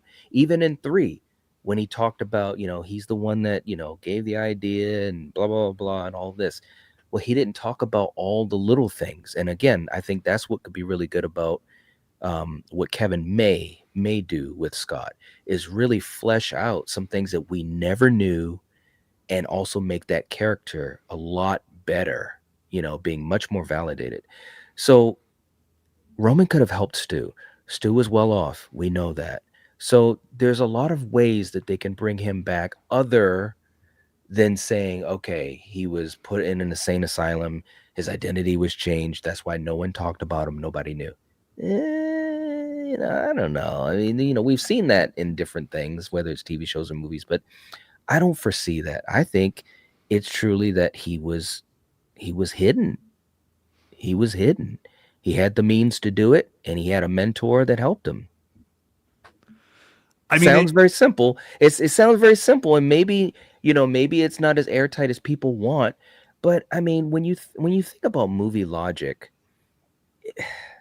bro, they wheel and deal all the time with movie logic, even in the best of films. Yeah. So yeah, that's what I think I've told you a few times before, it's not even the logic about it. Like, I don't care. Like, dude, you're so right. I mean, we were talking about Weapons the other day. Yes. Like, I compared it to that. I'm like, Weapons doesn't make any sense, but I don't care. I love that movie. It is cool as fuck. It really just comes down to, if they bring back Stu, is it going to be cool? Is it going to, because like a cool thing about this series for me is that it's a new person underneath the mask every single time. And this would be a major deviation from that. Yes. Is it cooler than having somebody else under the mask? Mm-hmm. That to me is the big question that the Stu thing has to answer. Like, I don't care if it doesn't make sense, who cares? It's a movie, but is it actually going to be a cool version of Stu? Cause I'm so worried he's going to come back and he's going to be all sad and mopey and, Sydney, I've been in a basement for 30 years. He's got like a Nosferatu thing going on. He's got long fingernails. Oh no. Like, wouldn't that be kind of, I would just be sad. I would just be like, oh man, the goofy guy from the original Scream's just a basement dwelling golem now, Right. But I don't know. Can that work? I'm open-minded to it. Yeah, I don't know. I mean, look, I think all I can say is this. I think they can still have him be Stu, but he's older. I mean, when I met Matthew Lillard, and this was just, was it 2 years ago? 2 years ago, I had Stu vibes from him. And he was just, you know what I'm saying? Like, he was cool. I mean, he wasn't like jumping around like he did in 1996, because he's an old man now, real talk. But he was still awesome, and he still had that cool vibe, I said to him, man, it's just so great to meet you. I know you hear that all the time. He's like, it's all right, brother. It's all good. And, he gave me, the handshake and a bro hug. And it was like, I was like, this is freaking Stu Macher, He's just older. And I always, and we talked about it on the collective many times, but I always point back to David in Scream 5. That was a different Dewey. But it still, at least to me, it still felt like Dewey.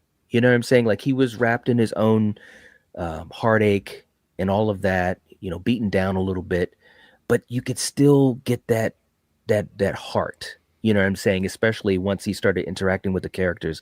I was like, yeah, that's still Dewey. And I appreciated his performance. I really did. And there's nothing that says that Matthew Lillard can't do the same with his character.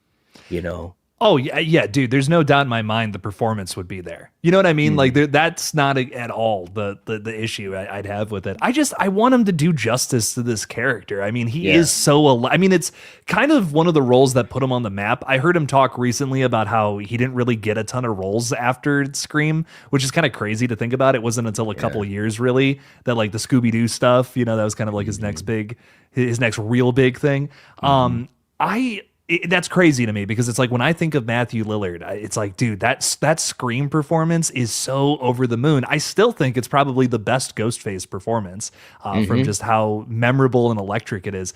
So I mean, if he can capture some of that and it makes sense that he can still be fun and excitable, I'm open minded to it. I wouldn't.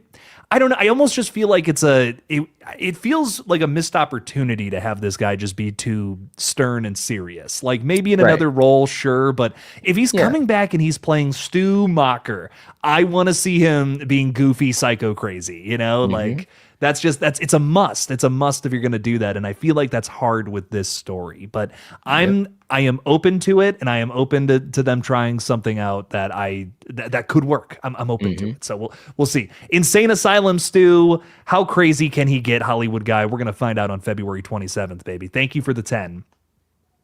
You know, guys, you are all way too kind. we, we when we started this little segue to the super chats, we had like 5 and we have like 10 more to get through now because you guys are all so wonderful. We're gonna run through our list real quick. We're gonna run through the rest of these and then we're gonna get right back to this. You guys are amazing. Thank you so much for the support.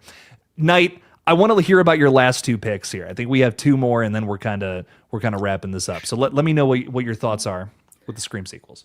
Yeah. My last two picks, it's pretty simple because in last place I had 5, and then I had 6, and then I had 3, and then I had 2, and so in second place I have 4. Um, to me, 4. There's just a lot of great stuff about 4. And I know for some people it's a little divisive. I just felt like they showed that they have a great balance between new characters and the OG 3. Yeah.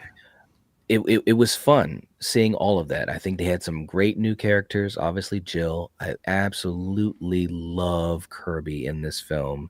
Yeah. So amazing. Hayden just hit a home run. I loved Judy.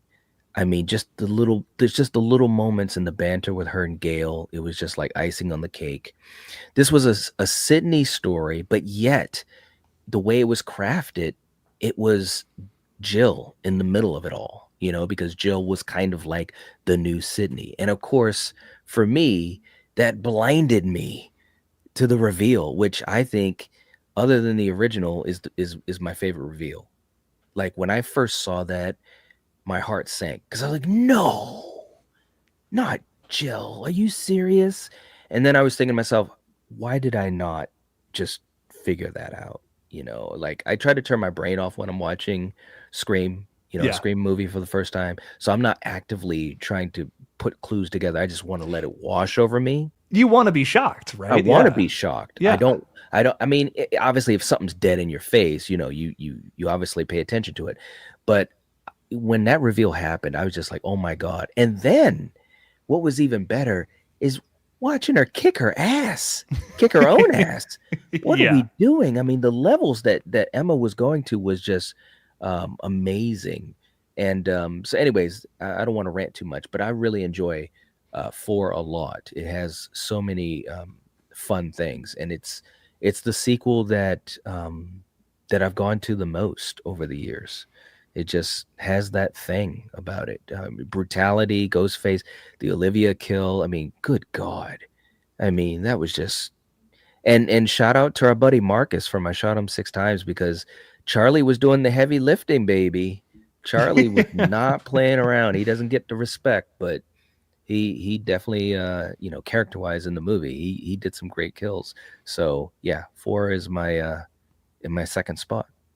I'm right there with you, man. For that's the best sequel. It's everything. I think it captures everything I love about just all six of these movies in a lot of ways. It has like some really brutal kills. It has some great chase sequences. It has some great characters, old and new, and just an amazing killer reveal and that hits on both of those things. Great motive, and it's also a shocking reveal. I did not see this. This was my first Scream movie. This is the first one I ever saw.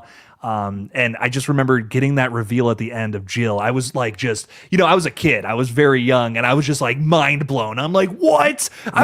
She was the good guy. What do you mean? So that was the moment I fell in love with Scream, was with this movie. So I think it's just, no matter what, I think it's always going to be my favorite sequel. I love it to death. 5 and 6, I think, are also pretty brutal. Scream 6 was my second spot. Because I think even though the reveal sucks, I think I like pretty much the rest of it works pretty much for me. So I think that's what puts it up there. Scream 6 is my favorite opening scene, I think, of the whole series. I think that's just another thing that I like that one more than I should. Yeah, there you go. Yeah. There you go. But Scream 4, man, I think it's just like the definitive best sequel for me personally. So yeah, it's so good, man. It really is. Major banger for sure. But it is. To wrap up this stream, I want to get through a few more of these super chats because y'all are just fucking wonderful. Thank you guys for the support. Thank you, thank you, thank you. Gina's throwing 5 out there saying, what if it's a connection to Casey or Steve from the OG? It wouldn't be expected. Do you think Stephen Orth's like mom or cousin? You think they're out there? Steve's cousin. No. Sydney would just be like, who? Yeah, right. What? Yeah, I don't think they're going to go that far. I think we're locked into this being personal. We're dealing with Sydney, we're dealing with children, whoever the Ghostface killer is or killers are, they're just painting this picture, and I think it's going to be something closer to Sydney's heart, and I just don't think that Casey or Steve are going to have that. Yeah, and I think that these two characters, or Casey in particular, what role does she play in the franchise? It's being that shock value. It's right. It's not Casey Becker. It's Drew Barrymore. Yep. You know what I mean? Like, yep. I don't know if I need any more connections to her. For me, it's just like, yeah, she plays that major shock value role in this one, which I think was just such a big thing in the 90s. You know what I mean? Between this movie and the Blair Witch Project. Oh my God. Agreed. But yeah, that's kind of how they've served their purpose a long time ago, and I'm excited to see what new things come about in this movie. But Gina, thank you so much for the 5. I greatly appreciate it. I thought you were peacing out earlier on in the stream, and you're still vibing with us. Thank you. Thanks for hanging with us. Appreciate you. Dave also tacked on a little thing with his Christina theory, saying end credits she calls Tara while taking off the mask. That's the cliffhanger. Is Christina doing that? Oh man, that would be rough. They get Jenna Ortega for voice lines. Oh jeez. Oh man. Oh no. David, thank you for the 2. Greatly appreciate it. You never know. It's true. Moser's throwing 5 out there too, saying, do you guys think Sam should have been the killer, like some Billy possesses her? Oh man. Or she just goes crazy and screams 5 and 6. Would you like to see Sam become the killer? I think what they should have done, if I had to make a criticism of 6, let her go a little bit more to the dark side, obviously not fully, but struggle a bit more, I think that would have been interesting to see. And as a character for Melissa as an actress as well, is to kind of see maybe a moment where she hurt, one of the others by mistake, because she was just kind of being enraged or what have you. And just seeing her struggle more with that whole battle inside of her head, I think. And I thought that's what they were going to do, and they kind of started to kind of do a little bit of it, but they never really followed through enough with it, in my opinion. But I would have never wanted to see her become a killer, a cold-blooded killer. No. I think it was really interesting that they had the whole subplot about her being like the media thinks it's her. They think that it's Sam Carpenter is the killer. I wish they had done more to like frame her You know what I mean? Like Yeah. maybe her and Tara start to have a divide because of some accident. Sam's in the wrong place at the wrong time, kind of vibe. I would have liked a little more of that, like some psychological terror. Maybe that's too high concept for Scream, but after watching like Smile 2 last year, something like that would have been fucking crazy in Scream 6, I think. Yeah. Yeah. No, that would have been amazing. Yeah. Because I think, again, it gives you a whole different perspective. And it also would have shown how bad of a situation that was for her. I mean, granted, don't get me wrong, when you put yourself into the mind of what we saw of her in 5 and 6, yeah, that really sucks what she was going through. But I just feel like it could have been more, like, some moments where she's really like struggling with urges or what have you. I mean, I think they could have done more. Maybe they just, I don't know, maybe they just were being lazy about it, or maybe they just didn't want to. But yeah, I I think would have wanted to see more. I'm ranting here. Apologies, but I think there's just this like there's this comfort movie feel with Scream, and I think a lot of the people who have been creatively involved with these films have been afraid to go push it too far to where it actually is like really psychologically scary. But Yeah, that's again, fair. I just would argue it is a slasher movie at the end of the day. You can go to those places. That's okay. You Yeah, can take it there. It doesn't have to that, be the whole movie. Like again, like Smile 2 is that's the whole movie is, right, it doesn't have to right. be that, but I think you can still have that comfort movie feel and still have these bouts of psychological terror. Yeah, no, I agree. I mean, it could have just been a scene or two, or maybe even a conversation. Maybe she was having a conversation with the core four or with Tara, and talked about how she's so angry inside, and sometimes she thinks about ba ba ba ba ba, and let Melissa really kind of work it physically. When she's talking, like it could have been just something like that. And I would have enjoyed that, because again, that's where I thought she was heading towards to some degree, not being a cold-blooded killer or killing anyone, but just struggling, you know. Yeah, I think Sam is a inherently good character, but Hmm. does she go about it the wrong way? One of my theories was that she was going to go and kill a lot of the stab, like the Reddit thread people, like the Hmm. stab fans who wanted to become Ghostface themselves. Like she was going to kill them before they could kill anybody, kind of Yeah, vibe. And I'm like, that would like an anti-hero kind of character. That would be so cool in this series, but maybe that's too high. Again, maybe that's just too high concept. Maybe that goes yeah. beyond what Scream is. But Moser, thank you for the 5. I think it would have been cool. I think there's some cool elements of that idea for sure. Erica's saying, throwing 2 out there as well. Thank you so much. If you aren't following Night, that's too bad. That's way too bad. Way too bad. Come on now. What are you doing if you're not Night? You're almost at 33,000 if I'm not mistaken. Yeah, yeah, yeah. Pretty close. Time flies, man. I'm like, wow, you don't, I try not to pay attention to it too much. I really don't. Yeah, I learned that a long time ago, because you can drive yourself crazy. But yeah, it's pretty close. Well, guys, help him get there, and don't drive him crazy by making him think about it too much, like I just did. I feel like a jerk now. No, No, I'm just kidding. no. But go subscribe to Knight's page. He's doing some great streams right now, talking a little Scream 7. So if you're enjoying the conversation tonight, also stop on by next Thursday. We'll be doing this whole thing over there, which will be kind of fun. So yeah, Hell yeah. Killzone swaps back and forth every single week, baby. Erica, thank you for the 2. Thank you for letting me shamelessly plug. Little bit of shame, but not too much. We're not getting off the stew topic tonight, baby. This stew train is rolling, Yeah, it is. keeping it going, throwing the coal in there, and where does it go? I don't even know. It doesn't matter. Right. It's powered by the energy of Stu. Is Stu's motive revenge? Is that good enough or cliche? His partners have to have a better motive. No. What I said was, and I think it could go a couple different ways, but maybe a lot of this isn't just about pure revenge.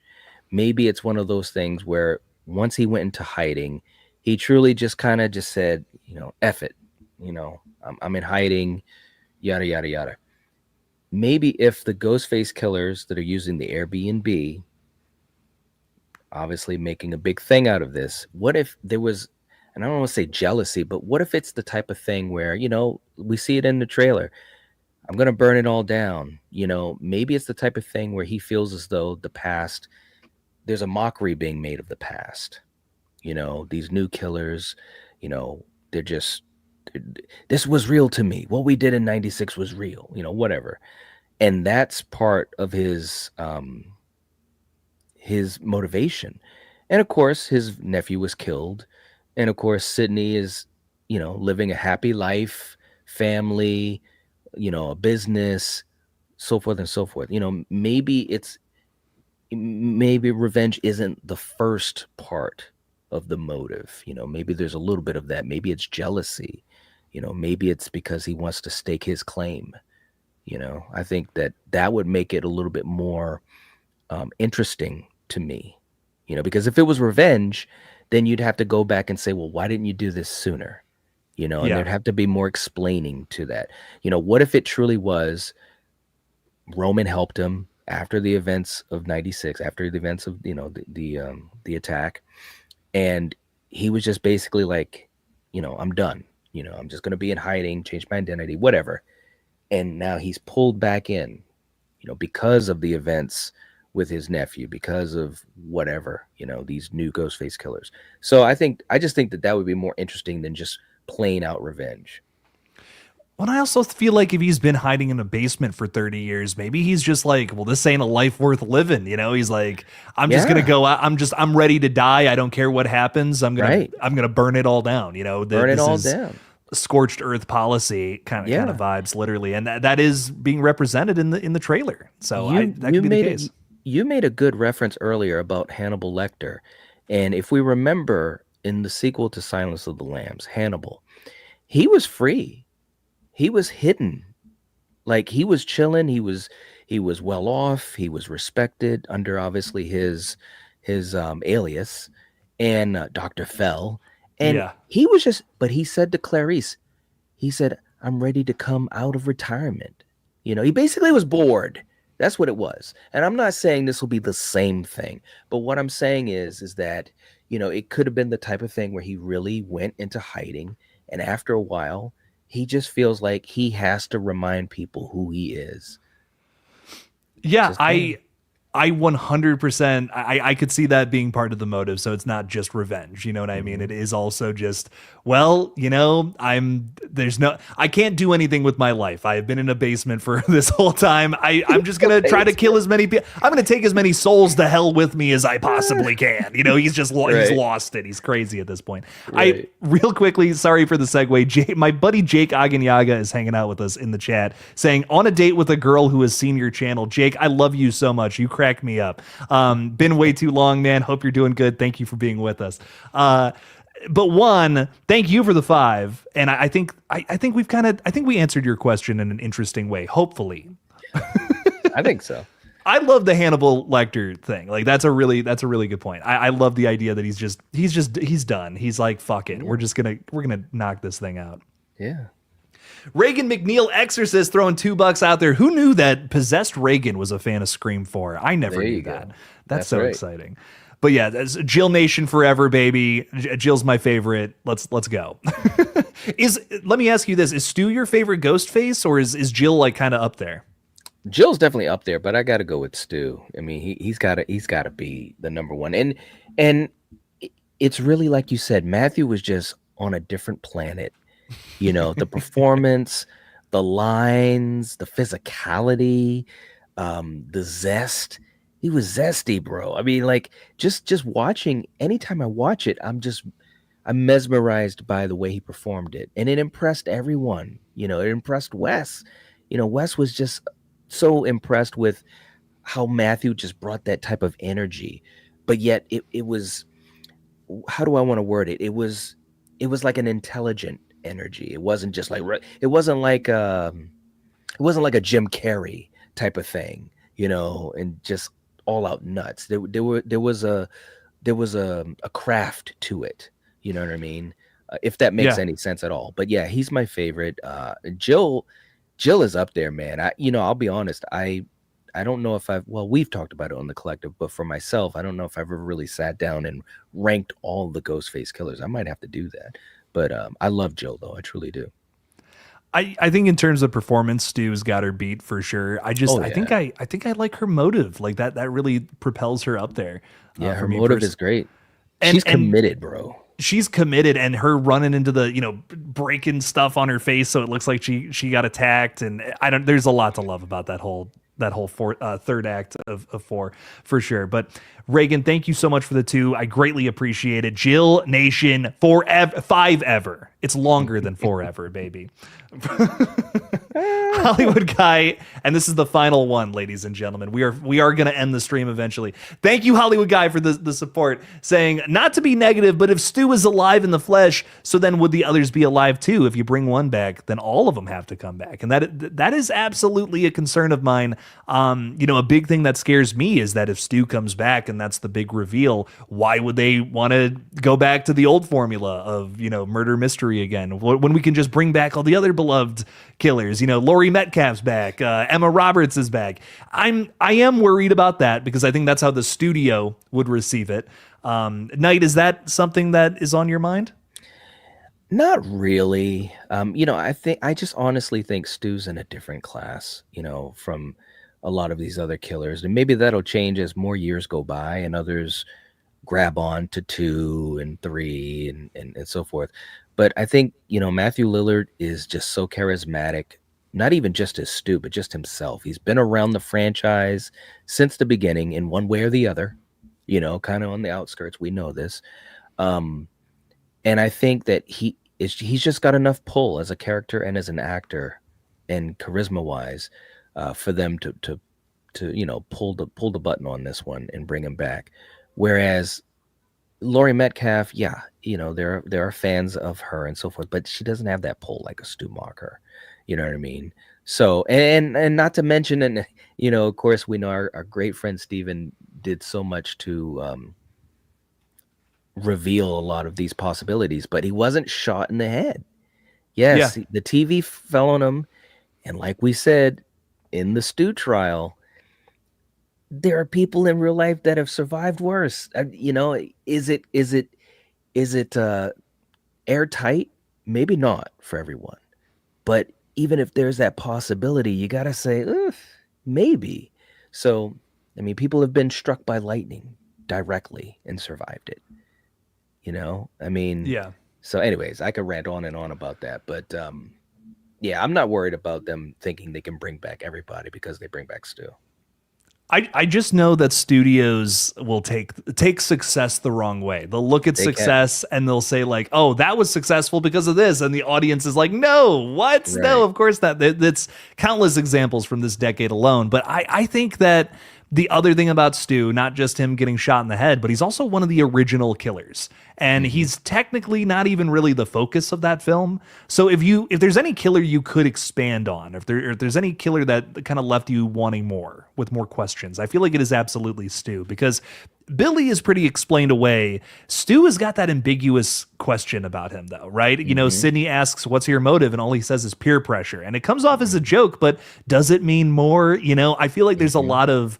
It's not even just the performance with him. There is a mystique about Stu. Why was he doing all of this? Was there more to this than meets the eye? If there's any killer they could build off of that does directly connect to the original again, it's 100% this character. So I get it. I get the want. There's a very viable reason to build off of this person. Agreed.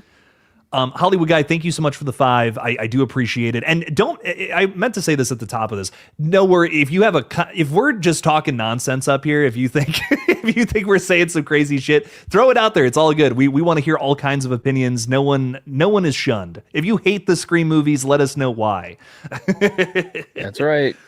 Juan is throwing 5 out there as well. You thought that was the last one? Oh no, the chat is way too kind. Knight, if you have to get going, just let me know. Major apologies on all this. This has been a love fest tonight, so I can't thank the chat enough. Juan is saying, "Wish they had killed Sam in the opening of the last movie. Biggest shock ever. Ghostface, you're no Sidney Prescott. Would you have liked to see Sam die in the opening of Scream 6, or would that have been that would have been. I feel like that would have set the wrong tone. Yeah, I think it would have set the wrong tone, and she had been built up, in 5, so it would have felt so awkward to me, because at that point, I don't think And again, if they were written really well, it could have maybe worked. But I think Chad and Mindy were kind of in that second level, and Tara, I don't know. I just think that Tara worked better with Sam. You know what I mean? That Yeah. whole idea of sisters, and I think if she was killed in the opening, it just would have felt unbalanced. I know I use that word a lot, but it's so true. I think they were right to have Sam be the focal point and kind of she took that leader role, and I think that was one of the stronger aspects of 6. And I think also with Sam, I was really getting more into her character with that sixth film. Mm-hmm. If we hadn't had that, I don't know if I would be as, positive on this character. Mm-hmm. The other thing though is before 7 got, all dismantled and turned into something else, when we were still talking about it being a Carpenter sister story, I remember pitching theories about, well, what if Tara actually dies in an opening scene? Like we play it just like Scream 5, but with a very different result. Mm-hmm. That would have been kind of crazy. That to me would have been nuts because I feel like there wasn't really much more story to write between the Carpenter sisters. So killing one of them off, you could then show Sam dealing with that. Right. That to me would have been a big shock for me personally, is to kill one of them off in the opening and watch the rest of them deal with that. But Sam being your focal point, I agree. I just think that would have sent the wrong message. It would have been a Terminator Dark Fate situation where it's just like, you can't kill John Connor in the opening scene. What are you talking about? What? Insanity. But Juan, I do agree it would have been a shock. I will say that. But thank you so much for the 5. Greatly appreciate you a ton. Jordan Talks Films also throwing 10 out there. Jordan and Juan and every one of you guys, thank you so much for the support tonight. Jordan saying if Stu's alive, words, he was the second killer in Scream 3, and then he let bygones be bygones after 3. But what's important is we find out he's lived a good life in hiding and came out to get his respect. Did he live a good life in hiding though? That's my big question. I mean, I guess it kind of depends. I mean, again, movie logic, right? If he moved somewhere, had a new identity, I don't know. They could make it work. I mean, again, this is something that's been done forever, in movies and TV. But that's, it's similar to what I was kind of saying. I think that, he could literally just said, I'm going into hiding. Maybe he was hurt badly after, the events of 96. And so maybe that also was part of his reasoning for just saying, you know what, I'm alive, I'm getting out of here, whatever. But again, maybe in this film, there's that reasoning for him to come back is to get his respect, because he's bored, his nephew. There's a lot of things that are going on there. For all we know, he could be upset about Vince being killed, not so much because of Sydney alone, but because there's a mockery being made of all of this since 96. You know what I mean? Like maybe that's the big part of the motive, not so much just pure revenge. He wants to kill Sydney, but it's like everything that's happened since then, this whole domino, this cascade effect has affected, his nephew. It's made a mockery of what happened. And he's like, you know what? I'm tired of this. I'm going to do it right. I'm bored. I need to come back and get in the game. So and that would totally work with what is the opening scene. I mean, his house has been turned into a memorial for the Stab movies, which are the fictionalized versions of what happened to him. So to burn that down, that's the first thing you do on your new killing spree, is to burn down the house. Well, that does make a whole lot of sense. It's one of those things where the more I talk about that trailer and what we know about this flick, because I was so convinced, I'm like, they're just pulling the wool over our eyes. They're making us think it's Stu. I'm like, there's too many things. Like the other thing I thought about today night, and I wanted to throw this at you, the Ghostface in that opening scene, kind of flips over and has the knife up ready to go when Michelle Randolph falls. Isn't that, you can kind of parallel that a little bit with the TV falling on his head. You know what I mean? A little bit, right? True. But this time he's ready for it, kind of like almost. You can kind of argue that. I'm on the Stu train at this point, I guess. I'm just here we are. Here we are. 2025, it's a new year. That's right. But Jordan Talks Films, I do appreciate the 10. Was he the second killer in Scream 3? I just love to live in the world where Emily Mortimer was our secret Hell second killer yeah. who kind of got away with it? Question mark. Yeah, maybe. She died, but not never revealed kind of vibe. Yeah, getting pulled off to the side. Wow. Who Getting does pulled. that? I know. Oh, it's crazy. If Roman killed her, though, that is some crazy drama. I mean, that's a cool conversation in and of itself. What if he even says that in the film? Well, I mean, doesn't say it, but I mean, like, if there's a flashback, or maybe there's something that's revealed to show that she was in on it too. Something, that would be crazy. It doesn't need to be consequential to the flick. It could just be like a throwaway line, but then it's like, oh, no way. You know what I mean? Right. That's for the people who like the nerds like us. Yeah. Who just watch all these Exactly. movies and want to see crazy shit like that happen. That could be fun. I'd be so down. We're gonna see Scott Foley on screen as Roman. I mean, it's gonna happen somehow, Yeah. some way. Jason Carpenter, thank you for the 2. You guys rule. I really want to Scream 4 Steelbook 4K. Say it louder for the people who make these things, please. Yeah. That would be nice. Do you own all of these movies, Knight? Oh, I do. I don't. I have to. You have to, right? Yeah. I don't have a Steelbook for Scream 4, and it bums me out. I have the Steelbook for all the other ones, and then there's just like a little DVD copy of Scream 4 sitting in the middle of there. It makes me Right. sad. Kind of looking at you like, man, I need to be better. yeah. I've worn it out too. I mean, like I need this 4K. I need it to happen. Right. But Jason, I love that dude. Thank you for the 2. You rule as well. This is going to be the last one, and then I swear to God, we're closing off the stream. We're an hour over what we're usually supposed to do. But guys, you all are too cool. Thank you for the support. Mark Consuelos as Mr. Carpenter. You don't necessarily need Sam and Tara for him to help Leslie. Oh, is he their dad? I don't know, man. I just feel like without Sam and Tara in the film, it just loses some of its punch. It does. And I'm not saying that they can't do it, but with the future not being set, for Melissa anyways, at this point right now, as far as a return, I just don't see why they would waste it like that. I also feel like this movie's trying to get away from those characters. I know we have Chad and Mindy here, but I don't think they're really focal points of this story by any means. They seem like appendages to Gale Weathers based on what we saw.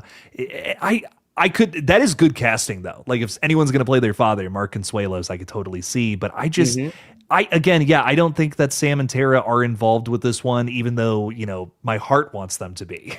Yeah, exactly. I would have loved to have seen them involved too, but unfortunately, real world stuff, man.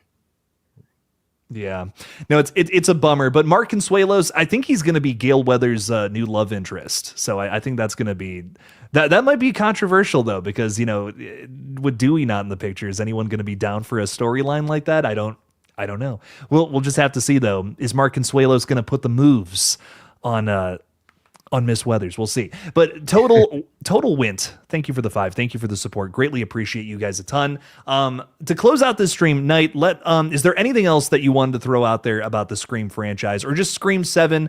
The last question I wanted to ask you was, where do you think Scream 7 is going to rank in your rankings of this franchise? Oh yeah, that's right. That was one of the last things. In a perfect world, if we're going with, and I'm not saying my thoughts on it are the only way that I could enjoy it, but I'm just assuming that it plays kind of like I'm thinking. If it could play like that, an opening kicks ass, the finale kicks ass, Sydney kicks ass, I enjoy the new characters, it could get into third place. It really could. I mean, 4 is my second place, film. And that finale was just, again, it's my favorite finale next to the original. So 7 would have to just but yeah, it could get into number 3 for sure for me. Yeah, it would need to do something really, really shocking, but I think it could get up there. All things considered, there's faults with a lot of the sequels, in my opinion, that you could find ways to do better, and strengthen some things up. I agree. I don't think it tops 4. I don't think it's going to top the original, but could it top Scream's 6523? Hmm. I think there's a good shot. I think there's a good shot that it could, and that would be wonderful if it did, because that would be cool to be like, oh my god, our top 3 is so, it's like all over the place. Seventh entries is another one that I feel like not too many of those are very good, just like Yeah, fives. So if we could true. have another killer 7th entry here, that would be awesome. That It would really be would. wonderful. There's no doubt. I mean, again, it's been a very consistent franchise. You got to give them credit. 30 years going on.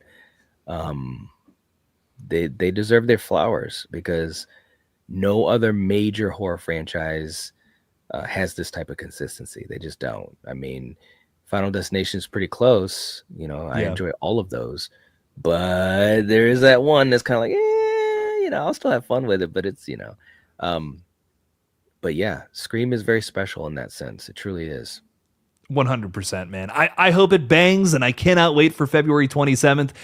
Both of us will be doing a ton of streams up until then. So That's right. That's right. we will have a lot to talk about in the next couple of months, which is going to be great. Yep. One more little super chat has come through from Grumpy Gorehound, throwing $10 out there. Thank you so much for the support, my friend. Evening, you two. Sorry I missed tonight's chat. Just wanted to say hi. Was shocked to learn about Steven. My condolences. Thank you very much for that. It's been it has been really weird, and I think I hate to end this on a rough sour note here, but it's not going to be the same talking Scream without him. We miss him dearly, and there's a void that I just don't know if it'll ever be filled again. So I miss him. I miss him quite a bit. Yep. I second that wholeheartedly. Steven, he was the glue. He was the heart of especially when you're talking about Scream. I mean, there was just something special about him when he spoke about it, and that's just how some things are. So yeah, he's deeply missed. He really is. Oh yeah, yeah. I hope I'm talking about Stu so openly because I think I want to see that happen for him. Yep. It would make me so happy because I know it would make him so happy. He would be over the moon if he was able to see that. So Yeah.